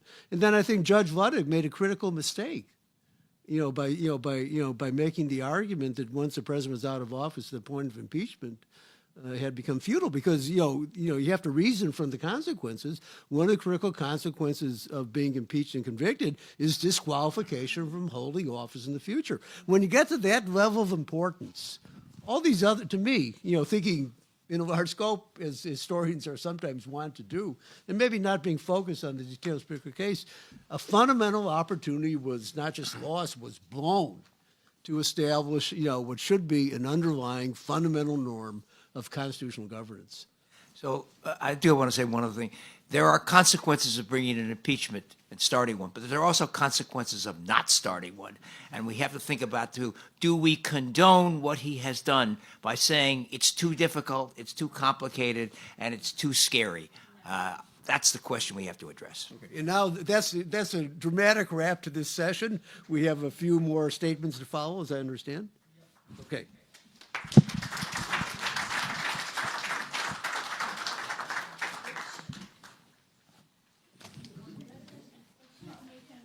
Thank you, sir. My pleasure.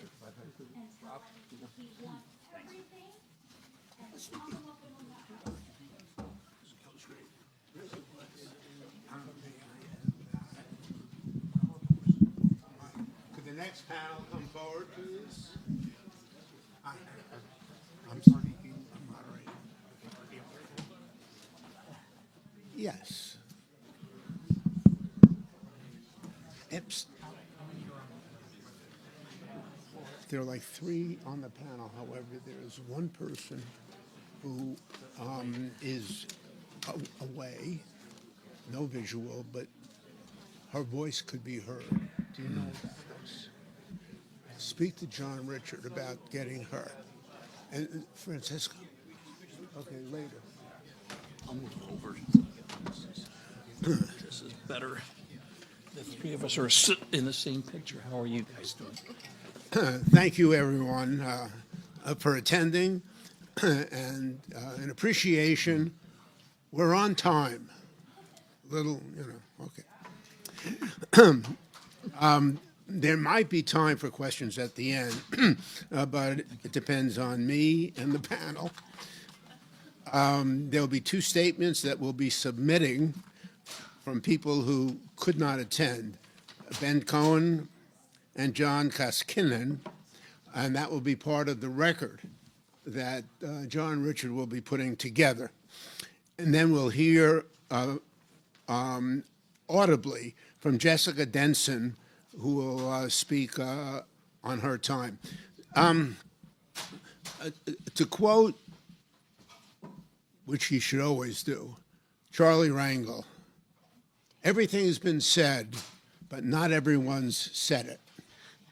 Which brings us to the final panel, which should be called, based on everything I've heard from incredibly brilliant, each one, incredibly brilliant comments. Genocide? Should Trump be impeached, or should we await a Nuremberg trial later? In that spirit, I'd like to conclude today's pioneering symposium. To summarize holistically, that's a first. Appreciate how no other president has either done this or come close. Even to say that Trump is Nixon times 100 understates, as people say, the real-time peril we're facing. Look, I like watching the news, and I like seeing the dark side of the moon. I don't want to see Iran or America turned into the dark side of the moon, which might happen if Trump is not stopped by pioneers like you and then citizens out there. The summary is, first, an anti-American president who's, for what's radical, is not a group pursuing impeachment and conviction, but a gangster regime, to quote Jamie Raskin, to violate every law and norm to maintain power. Until now, presidents weighing a policy decision, Republican or Democrat, would to some degree ask themselves, what's the national interest? Instead, Donald Trump's only consideration appears to be, factually, what can I get away with to win money, vengeance, and dominance? Americans have never before experienced this degree of lethal extremism, especially the week of genocidal threats, which leads to an analysis that when he said that Iran should be, his word, exterminated, it's an interesting word historically, for some fabricated threat which he alone gets to decide. No, if Mussolini, Hitler, Stalin, or Putin did that, it's hypothetical, it would have been condemned by governments around the world as fascistic, sadistic, and authoritarian. If there are still Americans after this days of panelists have spoken who are not alarmed by this asteroid of illegality hurtling toward us, they should study what experts call content bias and read more history. For in surveys around the world, the national leader they consider the worst and most dangerous is not Putin or Xi, but Trump. Heck of a job, Donnie. Over a career of big gambles, Trump often got lucky to be bailed out, whether by a rich father, a slimy majority leader, a fatally indecisive attorney general, a special counsel slowed by Parkinson's, and finally by a corrupt Judge Cannon. So will Trump now be saved by another Deus Ex Machina? Can America survive 3 years of continuous contempt for law, democracy, and truth? I think it best not to wait to find out. In some, there are really only 5 ways to get rid of a tyrant pre or post-service. A tyrant who's trying to pose as a patriot. First, resign, citing some medical problem. I'm not sure he's listening to my advice, but on the chance he's watching C-SPAN rather than Fox, how are your ankles? What about those rashes? This option is unknowable to improbable, but still probably not a bad career move for him to escape the coming verdict of history. 2, use the 25th Amendment, which has been periodically mentioned, to kick him out for being unfit, that's the word, starting with these insane threats of genocide. Yet this, for now, is a political non-starter due to the very problem of a cabinet of fellow crooks and kooks would have to pass on him. 3, hope that the Roberts Six will finally appreciate that their theory of originalism should really not include going back to the original monarchy that we defeated in 1783 when the War of Independence concluded. So when Tory Trump eventually declares as has been mentioned, a national emergency to sabotage the coming national elections based on some flimsy pretext, SCOTUS will really have to conclude and understand the irony that dictatorship is not constitutional. Justices Alito and Thomas, you get that? You want to hug the flag, but then you can't say a dictatorship is cool. 4th, win the 2026 midterm elections by a large enough margin to impeach and convict. Polls and prediction markets now put this eventual expulsion after impeachment at a not insignificant 20% probability. Admittedly, prior panelists cited legal precedent. I'm citing a prediction market, which is intellectually embarrassing, but relevant. And 5th, if, notwithstanding these events today, Trump survives and a Democrat succeeds him, they need to run and win and insist that the new administration demand not retribution, but justice for Trump and all his enablers. So if the 48th president mandate includes more democracy, more honesty, and less war, which seems likely, and then if she or he wins, they must relentlessly push for at least 3 core goals in a quest for real accountability post-Trump. A new democracy agenda for the 120th Congress that values voters over billionaires' super PACs. By statute, or even, if necessary, by constitutional amendment. That's happened, as you know, though not recently, which would include Citizens United, a restructured SCOTUS, restricted pardon power. B, a Truth and Reconciliation Commission named after and akin to Nelson Mandela's post-apartheid version, that creates a nonpartisan panel of judges and ex-congressmen to officially expose Trump's big lies before they become conventional wisdom. And C, the appointment of a special counsel to DOJ to immediately prosecute non-pardoned corruption by people tied to Trump, or at least to refer the pardoned to state or local jurisdictions. Obviously, none of that will happen quickly. But let's get ready for when, as is happening now, public opinion shifts.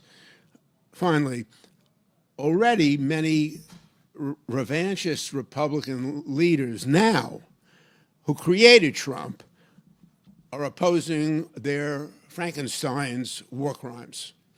Marjorie Taylor Greene, Joe Rogan, Tucker Carlson, Alex Jones, Candace Owens, Megyn Kelly. If they can, the frustrated majority of us should not throw up our hands. For there's no alternative to the wisdom of Norman Cousins, who in the 1950s wrote, quote, "No one is smart enough to be a pessimist," close quote. And the axiom of Judge Leonard Hand, that quote, "The way the inevitable came to pass was effort."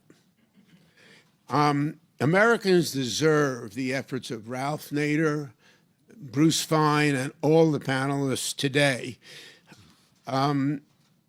to restore the rule of law and eliminate the law of rule. Thank you. Let me now turn to the panel that's here. Let me say that before alerting Jessica to be ready at the close of these three remarks to speak, and then, if time permits, some questions. Go ahead, in order, starting with Rick MacArthur. Thanks for inviting me. My name is Rick MacArthur. I'm publisher of Harper's Magazine and a journalist, and I'm delighted to have been invited to this. I did not come to make a statement. I came to listen, and I learned a great deal, particularly about George Mason's attempt to insert, what was it, the maladministration clause. I never heard that before, so thank you for that. That's great to know. So all I have is a couple of observations and a response to a couple of things that were said earlier. One was the question about why Trump invaded Iran, and I'm kind of surprised that nobody mentioned the timeline of the invasion. Does anybody recall what happened on February 24th? NPR broke the story about the suppressed file about the woman who had accused 5-6 years ago Trump of having molested her, forced her into some kind of grotesque sexual act when she was 13 years old. That broke on the 24th. 2 days later, it was on the front page of the New York Times. 2 days later, after that, we attacked Iran.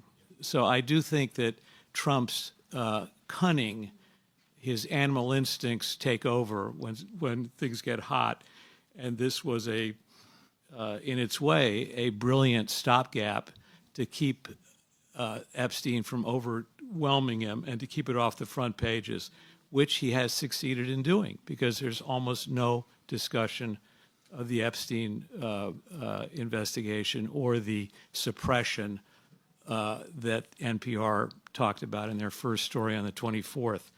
The second question I think that came up is why, or it's implied, why isn't the crazy and illegal invasion or attack on Iran enough to get people thinking impeachment? And you have to go back to the first bombing and Congressman Green's resolution, which I think he introduced on the 22nd, or was the bombing on the 22nd? I haven't got it exactly right.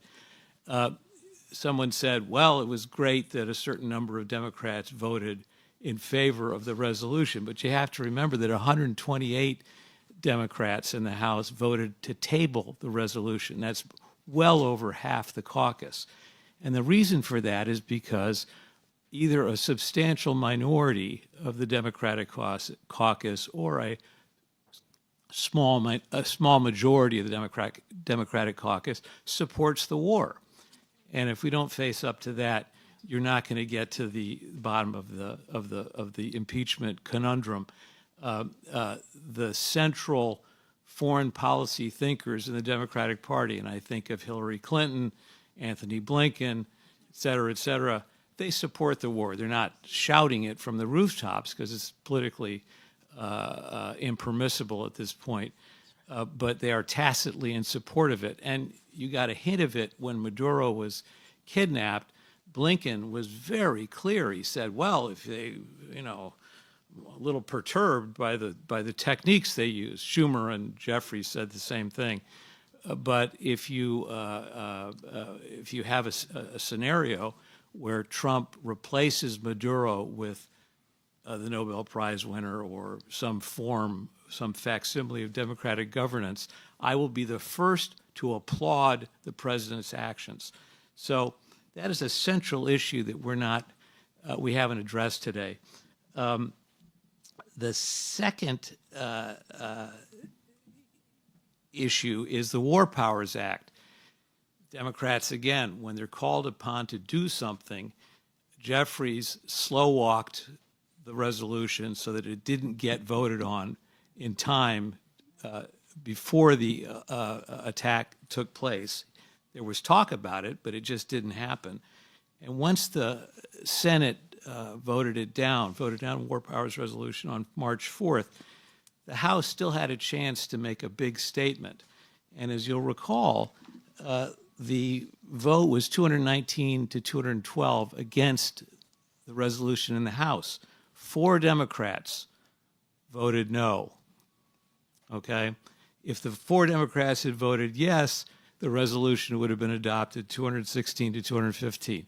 I'm absolutely convinced that those 4 Democrats were, as they say in congressional parlance, released to vote the, quote, wrong way because the Democratic leadership did not want the War Powers Resolution to be adopted. These are as much an impediment to impeachment as the sort of general tactical things we've talked about. And on the question of the Israel lobby, the Israel lobby is very powerful. It's not the only reason Democrats voted the way they did. The 4 Democrats who voted no take a lot of money collectively from AIPAC, but so do lots and lots of others who voted yes. There is still in this country a strong commitment to Wilsonian, shall we say, ideals. The idea that we have to impose democracy, impose goodness on the rest of the world. They're bad. You kept hearing this during Maduro and again with Khamenei. Well, let's first say that he's bad. They're all bad, really bad, and we're good. So don't get us wrong, the Democrats.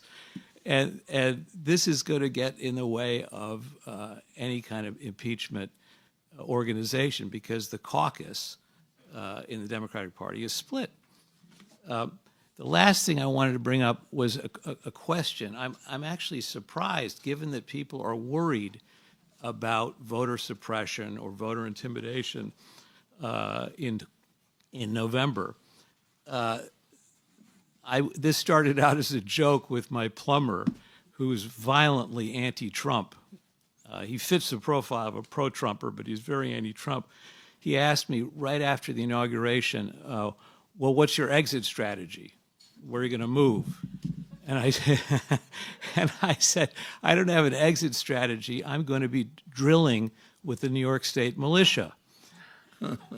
I know my Second Amendment rights, and I know the idea that the founders had, I think I'm right, about the well-regulated militia was to protect states against overweening federal authority. If you had a scenario where federal troops, National Guards, are surrounding polling places in November to regulate the elections, to ensure fair elections. I think under the constitutional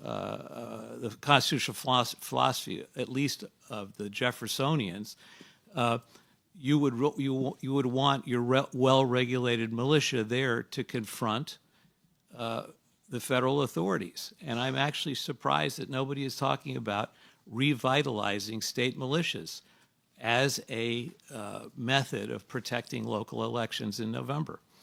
I'm just throwing it out. I'm a peacenik, not looking for trouble, but I'm a little bit surprised. And during the ICE raids in Minnesota, I saw lots of people I recognized from the late 60s, early 70s, left-wingers who were ready to fight, not afraid of carrying guns, clearly.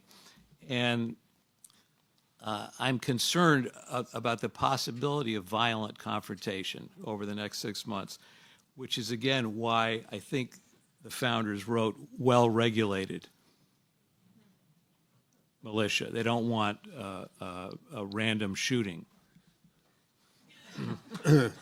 On that spirited suggestion, thank you, Rick. Wow. I've been expecting a civil war, and that could be a piece of it. You have some points, but I don't want to go there. I am Ellen Bartfield. I'm interested in my little bio statement here that I'm the co-founder of the Veterans for Peace Women's Caucus. I am. That's true, years ago. It's not really functioning right now, I'm sad to say, but there have been some calls to bring it back, and I hope we can do that. But a lot more importantly than that is that I have been a member since 3 years into the 41-year now history of the organization. I served as vice president for a couple of years under the longest-serving president, Dave Klein, wonderful VFP president and Postal Service union guy also, and a Vietnam vet who had the realization that it was all crap when he was pulled out of a foxhole with his knee blown away, and he had killed the Viet Cong who had blown his knee away, and they pulled the guy's pictures out of his pocket, his wife, his children. And Dave said, and fought war ever since, resisted war ever since. I try to avoid those militaristic terms, but they pervade our consciousness and our language. And I'm the co-founder of the Baltimore Phil Berrigan Memorial Chapter of Veterans for Peace. Got a lot of VFP cred, so the Women's Caucus is important, and my feminist soul has to note that almost everyone on these panels is male. There is only one person of color. It's really not okay, folks. We got to do better. Everybody has to do better in that regard. We have to have much more diverse voices. Thanks for having me, but that doesn't cover it. Okay, what else can I say? I could say a million things. Yes, we've got to impeach the man, especially for this war. Please stop me before I kill again. We've heard that line. Stop him before he kills again and again and again and again, please. Please, Congress. And yes, I totally agree that a lot of the Dems are totally bought in. And Israel has far too much influence in this country on the Democrats, too. Thank you for mentioning Hillary Clinton, Warmonger Deluxe, and we've got a lot of others. This nation, let's please stop worshiping the Constitution. I took an oath to the Constitution to support and defend it, not the commander-in-chief, from all enemies, foreign and domestic. The Constitution is nice, and it's been broadened by tremendous struggle over the centuries that we've existed. But folks, it started with rich white men. Women were included. Enslaved Africans weren't included. Certainly the indigenous weren't included. Come on. That is just a human creation, and it still has a lot of problems. And yes, it's terrible that Trump's trashing it. but so have a lot of others. Thank you so much for my colleague Diane Sayre noting that Trump didn't invent these problems. He is egregious and horrible, but all of our presidents are war criminals, every one of them. And we have to stop them. So please impeach this guy. VFP is against all war.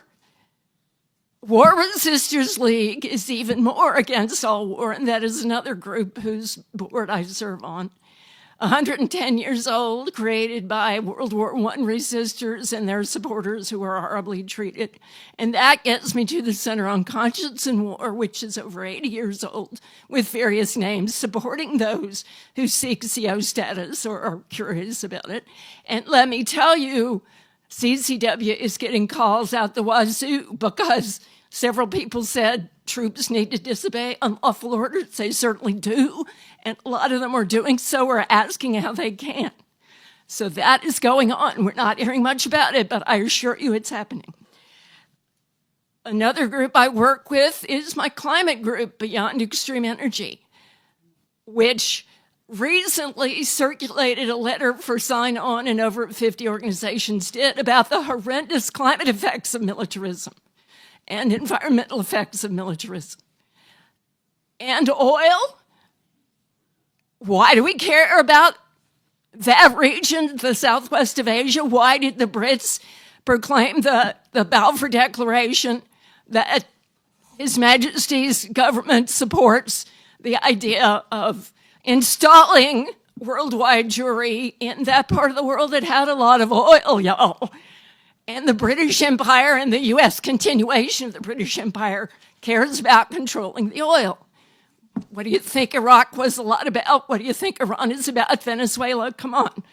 If we had had the green transition we should have had years ago, nobody would care about the Straits of Hormuz. We just keep taking the same stupid steps and not taking the ones we need to. But please, it is so long past time to finally impeach and remove this guy. Please, Congress. About 50 Congress members have released statements that they support the, Article 25, that the presidential, pardon me, I'm blanking on the word, senior moment here. Excuse me? 25th Amendment, but who is it? It's not the Congress. Cabinet. The cabinet, and they're not going to do it, but neither is Congress. We need to go sit in their offices all day, every day, phone, write, and says that they impeach. Please. Thank you so much for this excellent event here. But again, should have had more women, should have had more people of color. Next time, let's do better. But in the meantime, impeachment has to happen now.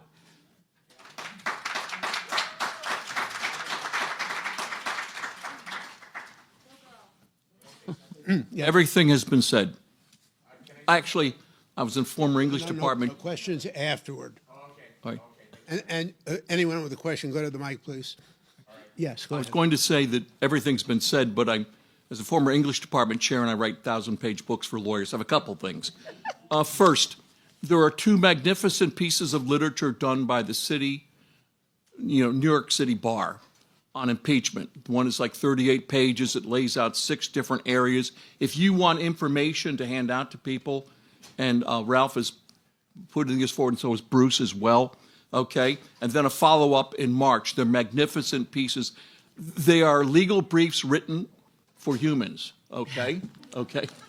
I say that a couple of my kids are lawyers, and I write books for lawyers.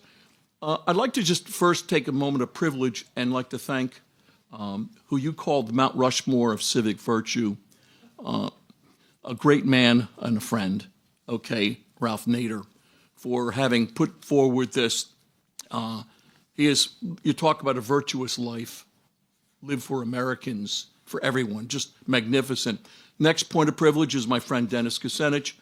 I was there when he was trying to stop a war in October of 2002, talking again and again and again. He was called by Richard Cohen a clown. Richard Pearl talked about a scurrilous lie. He was called Saddam's defender. He's trying to stop 1 million people from dying, okay? And face the brunt of all of it, okay? And today, as Elizabeth Kucinich was telling me later on, now today everybody says they were against the war. Not then. Not then, okay? And we're running into the same WMD lies. They're telling us about nukes, okay? And they destroy the nuke pact, okay? If you read Scott Ritter's book, Deal Breaker, they had a good program to stop nukes. They're not developing nukes. They've had a fatwa against nukes. Yet they keep lying. It's the same WMD lies that they used to kill, for 1 million Iraqis to die. So this is, once again, you see history repeating itself. They have the same playbook to fool the American people. Keep repeating the same thing. Nukes, nukes, nukes. They don't have them. They've not tried to have them. Remember in 1996, Bibi would come out and start talking about they're weeks away, okay? They're months away. This has been going on for 30 years that they've been making those statements. Dennis asked in Congress, Bibi, after one hearing, he asked him, when are you going to send troops? And no, we're not going to send troops.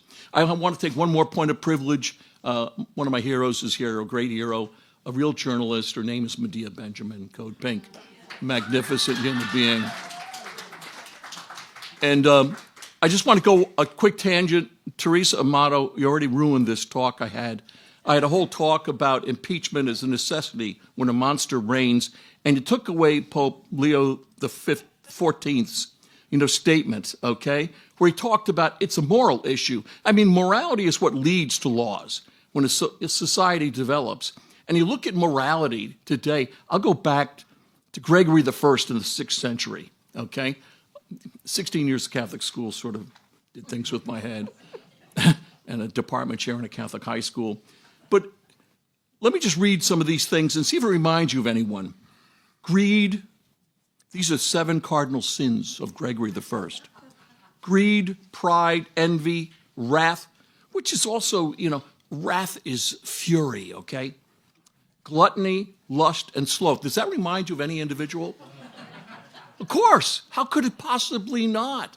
Okay? And I always have wondered, in the 6th century, how did greed go from being a cardinal sin to a civic virtue? $1 billion is $10,000 a week from the time of Christ to today. Elon Musk has enough money to last his family for 1 million years, and he's going to be cryogenically saved, okay? So things will go on. We think about what is happening in our society, that we have somebody, these are, some of the characteristics that talk about greed, pride, envy. You know what they all breed? They breed a cruelty, an insensitivity. This is not the Great Gatsby of Tom and Daisy Buchanan, where they were called careless people. These are cruel people, okay? Their cruelty knows no lengths. Today it's directed especially at people of color, okay? This is immense what they have done with SNAP and what they've done with Medicaid. And you're going to see with AI even more. They're going to have robots. You're going to be so happy you have a job. But I happen to think that there is a moral basis that leads to the legal issues that you've talked about. I don't want to go on forever, but I think when you're ruled by a monster, you have to do something. And you also have the one other huge problem, and that is what Louis Brandeis said. He said you have a choice. You can have all the money in the hands of a few, or you can have a democracy, but you can't have both. And today in Washington, we certainly live by a golden rule, but it's not the golden rule you know about, doing what others have to do. It's the gold rules. And we have to have a ballroom that's all gold gilded, okay? It's worse than the Gilded Age, okay? And what is happening in Iran, I think, I think of those girls. Incomprehensible evil. 165 girls aged 7 to 12 incinerated, and we don't apologize. And Medea or someone asked one of the politicians, what do you think? He said, they've killed 20,000, just not even able to register the horror of what we had just done. How is it possible? We as a people, when we call ourselves a Judeo-Christian Islamic society, no, we're not. Okay? We have this monster in charge. Humility? okay? You know, and by the way, gluttony was in there not because they were worried about health, okay? They're worried about taking from other people, okay? So I don't want to go off on a tangent because those 16 years of Catholic school sort of distorted my view of the world, okay? But I do like to thank everyone for listening. And this is such a real project. Unlike Pete Hegseth, I don't think we should remove and encourage acts of war, okay? I don't think it's a good thing to remove the Code of Military Conduct. I don't think it's a good idea to tell people, just let yourself go. I had friends, I did not go to Vietnam, but I had friends who were there, and they regretted so much just being unleashed, just being turned loose. They had incredible grief afterwards. These were good people, and they gave us, he told me, Bernie, my friend, they gave us these weapons of war and the trauma. And I happen to also think in terms of the Israel-Gaza, both countries deserve peace. And I just think Israel's on a suicidal path, and I don't want to see that for Israelis. I certainly don't want to see it for Palestinians. And I think last word is everyone should read Martin Buber, the great Israeli existentialist writer, the I-thou relationship. Societies only prosper when people talk to people and you listen and you respond differently and we each influence one another. It's a back and forth civilization of dialogue. And that's what's missing in our society. We just pigeonhole people. We push them to the side. And it's so tragic in a society when we can't capture the essence of the other person and listen to them. So read I-thou by Martin Buber. Thank you. Thank you. Thank you twofold for promising not to go on, you said, forever. It was touch and go there at the end. But your remark, others have made it, our audience nationally streamed and C-SPAN should answer the question that you posed. Which side are you on? An American named Pope Leo or an American named Pete Hegseth, who said that we should kill as many people as possible in the name of Christ? I do not arbitrate what Christ would have done, but George Washington, Abraham Lincoln, FDR would not be doing this.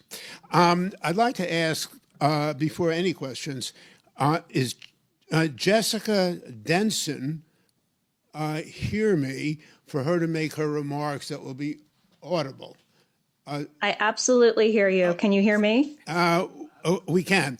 Jessica, tell us where you are, who you are, what you had for breakfast, and then speak for up to 5 minutes. Well, I didn't have breakfast. I didn't even go to sleep last night because I'm on the West Coast and I've been streaming this all for you. Thank you to all of our viewers on Lights On who are watching this live. I want to put an immense thank you to Ralph Nader and Bruce Fein for organizing this, as well as my good friend John Bonifaz of Free Speech for People. My name is Jessica Denson. I am the founder of the Removal Coalition and the Remove the Regime movement. We have been laser focused on day one of this illegal administration in getting Donald Trump out of office by the one constitutional, peaceful measure that gets us out of this mess, and that is impeachment. Article 2, Section 4. Mind you, let me remind everybody watching this and this panel that this entire Congress is complicit in every crime of this administration for letting Donald Trump pass that threshold into his illegal presidency by not upholding Section 3 of the 14th Amendment on January 6, 2025. I am preaching to the choir if I tell this audience that we have passed so many thresholds when accountability should have happened, when somebody's foot should have been put down, and this should have stopped. This obscene, lawless war launched by a draft-dodging pedophile domestic terrorist in concert with an international war criminal, that we have gotten to this point is such an insult to our collective dignity and integrity. And what we are witnessing today on this panel, I just want you guys to understand that this is a living, historic moment that you are part of right now. This is not an academic exercise in any stretch of the imagination. Generations are going to be looking back to this moment to see what those people, those men and women, Democrats and Republicans in that body, but at the end of the day, human beings with moral compasses somewhere deep within themselves were doing when American democracy was being burned to the ground. Why have they not been calling for impeachment and removal every day up until now? The death of every child who was denied U.S. aid, the death of Alex Preddy, Renee Good, Keith Porter Jr., and countless others at the hands of ICE, the death of innocent sailors on the Caribbean who have been extrajudicially killed by this administration, the death of our service members now, and the thousands of innocent civilians who are being killed in this illegal war. The blood of those people is on the hands not just of this illegal regime, but on every single member of Congress, Republican and Democrat, down to your favorite Democrats who diagnose the hell out of this problem, who has not taken action to stop it. There is a man, as we have discussed today, who has filed articles of impeachment yesterday, John Larson of Connecticut, 13 articles of impeachment. Every single member of Congress, and we can get to the Republicans, but for God's sakes, we have to start with the Democrats who are supposed to be in the opposition in this country, should be a co-sponsor on those articles right now. And the moment this Congress gets back into session, they should be forcing a vote on those articles under Rule 9, invoking Rule 9 to force a vote. Get on the phones, everybody, if you're watching this. Call John Larson and every other member of Congress and say, that's the next step we're waiting for. 202-224-3121. Hit up those lines. Tell them we need Rule 9 invoked on House Resolution 1155, and we need it immediately when this Congress comes back into session.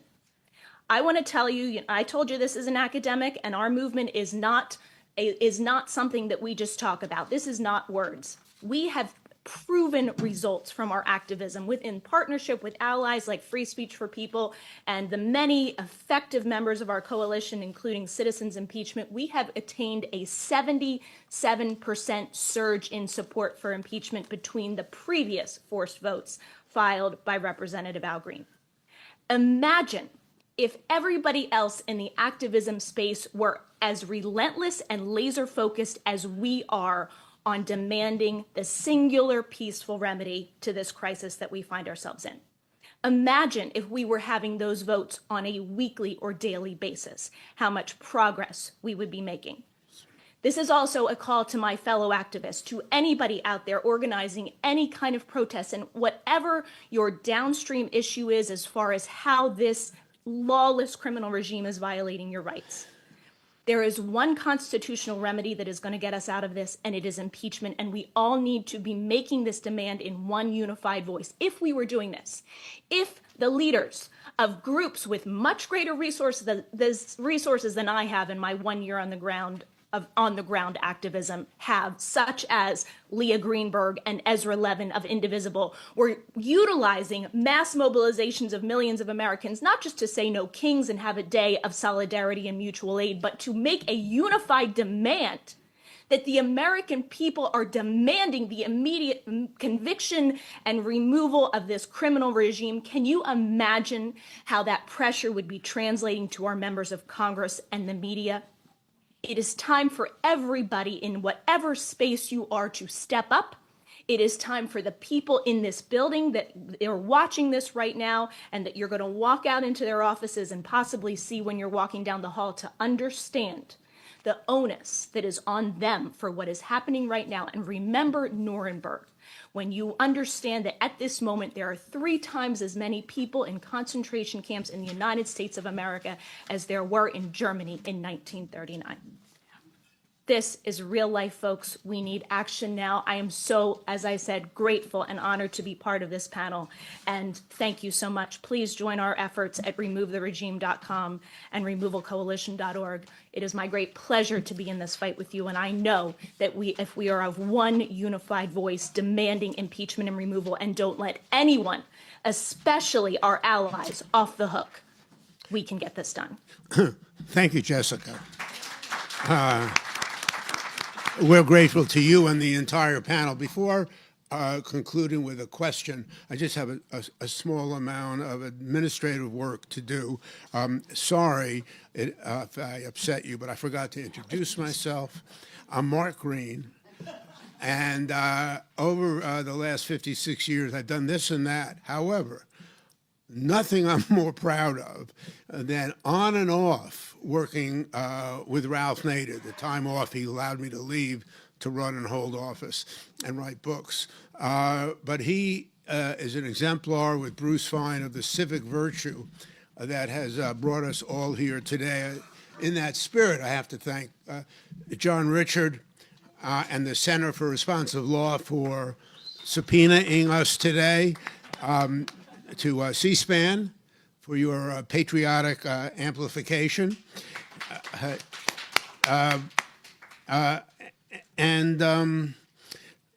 Finally, forgive me, if you're interested in all of this, I do write weekly several times a Substack called The Inflection Zone, named for the distortion field that Donald Trump has put it into, the inflection zone. With that, you ready to end this thing? Sure. And Mark, thank you for introducing yourself, because I have a question for you. My name is Russell Mokhiber. I'm the editor of the Capitol Hill Citizen. Someone dug up a 2008 interview with Hillary Clinton, and it's viral video. In it, she says, "I want the Iranians to know that if I'm the president, we will attack Iran." Yeah. And did you see that?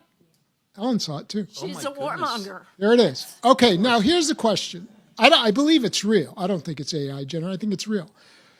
Mr. MacArthur implied, I believe, if I heard him right, that one of the reasons the Democrats are not in this room doing this exact same thing is because they favor the attack on Iran. You mean Democratic politicians? Yes, including Hillary Clinton. So here's a question for you, Mark.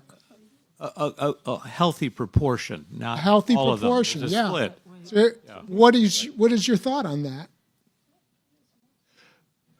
My thought is that a politician at the end of a campaign says something to rhetorically excite, swing voters.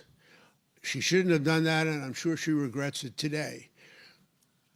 That's 1,000 times different, of course, than a sitting president promising genocide, which if he got away with it at this time, not the execution of that, but the promise, think how that changes the world, per se. That is, if you're Putin, if you're any country with a nuclear weapon or with the capacity to do it, you now know there's a precedent that you can hold a nuclear sword of Damocles over a lesser adjacent neighbor and get your way based on an American precedent. That's why it is urgent that some aspect of resignation, impeachment, the 25th Amendment, or a new agenda by a new Democratic president, which is not just wishful thinking, but is palpable, is the long-term answer. I would say 80% of voting Democrats opposed attacking Iran before, and certainly does now. And I'm guessing 80%, 90% of elected Democrats do as well. Fortunately, I can hardly answer for myself, much less my friend Hillary Clinton in 2008. Sorry she said that. Sorry that I have people in my family who like Donald Trump, and I'll take care of business. There's only one, by marriage. And that's all I can do other than encourage all of you to watch this if you didn't see it. For those out there, there'll be a compilation of all the remarks here because they were so extraordinarily high quality. And I really want to thank, finally, Dennis Kucinich and all the other earlier panelists who have stayed through now, which shows your dedication, not to being a showman, but your dedication to substance and getting stuff done. Russell, thank you. And now a final comment. Hi, From, Elizabeth Kucinich. So Elizabeth Kucinich's Kucinich. wife. I just wanted to speak to the Iran issue. This has been built over multiple administrations. This situation we find ourselves in right now doesn't come out of nowhere. When Netanyahu came to the committee that Dennis was in mid-90s and said, we want America to knock off Libya, Syria, Iraq, and Iran, you know the stewards that are in Congress who do that. It's a bipartisan effort. So with this accountability has to be noted. It's a bipartisan thing. All of the infrastructure, the architecture, all of the things that we've heard about in terms of the languaging, the story, the messaging around whether Iran is good or bad has all been built over multiple administrations. So let's not be partisan in our response. Let's understand that our system really needs people to engage in it and to understand that this is a situation where people on both sides are against the war in Iran and people on both sides are for it. Allow me to thank you for that, but oppose your both sides-ism. Your statement was right. Both parties over time have been culpable to some extent or another. Right now, the Constitution anticipated that impeachment, which has been used 4 times in the past, be operational for a president who is insane or unfit. It assumed that there would be a functioning majority party and a separation of powers with the president and, of course, with the judicial branch. The failure of the Republican caucus in the House and the Republican caucus in the Senate, notwithstanding what Hillary Clinton said, a couple of decades ago, they are responsible for not holding Trump to the constitutional standard that they took an oath of office to uphold. So I understand the kumbaya bipartisanship, and you're right. The way you stop a war because by stopping appropriations, and the Democratic Party have nodded but that unless they will fund Republicans, some Republicans side with the people in this room, it's going to be hard to go forward because the Democrats, if you get 49%, the other side gets 100% of the decisions under Trumpism. And there are some Republicans who favor, I assume, Massey, for example, impeachment and prosecution, and appreciate, as Ralph Nader began by saying, or others have referred to, what were the odds that when Ralph urged that Nixon be impeached after winning 49 states and 61% of the vote, that he would be within the year if he hadn't withdrawn first? And what were the odds 2 months ago that the Congress would vote to require the Justice Department to release the Epstein files? 1%? And then last month, nearly 100% of the United States Congress switched and came to that conclusion. Again, no one's smart enough to be a pessimist, and thank you for the optimists. Dennis, I already acknowledged that you stayed showing your virtues. And thank you all for coming. You have a question on? Yes, sir. Yes. No. This is on the immigration issue. No, I'm going to say no on immigration. Okay, no. Only because it's not unimportant, but this is on impeachment, eviction, and how to hold him accountable. Okay. Thank you very much. Oh, one more. Is it all right if I speak? I'll be very quick, folks. I'm going to offer just a little bit of hope. My name is Kira Havens, and I work with Citizens Impeachment. That's one of the organizations that Jessica Denson just spoke about. We are new to the scene, and we are organizing citizens Say the by name of the district. organization again? Citizens Impeachment. We are organizing citizens by district, and we have 130 courage candidates, pro-impeachment courage candidates running in the midterms this year. We need your help. Please join us for the pro-impeachment courage candidates. Come talk to me. I would love to connect with you. Great organizer. Thank you. So am I, actually, but but it formed my conscience.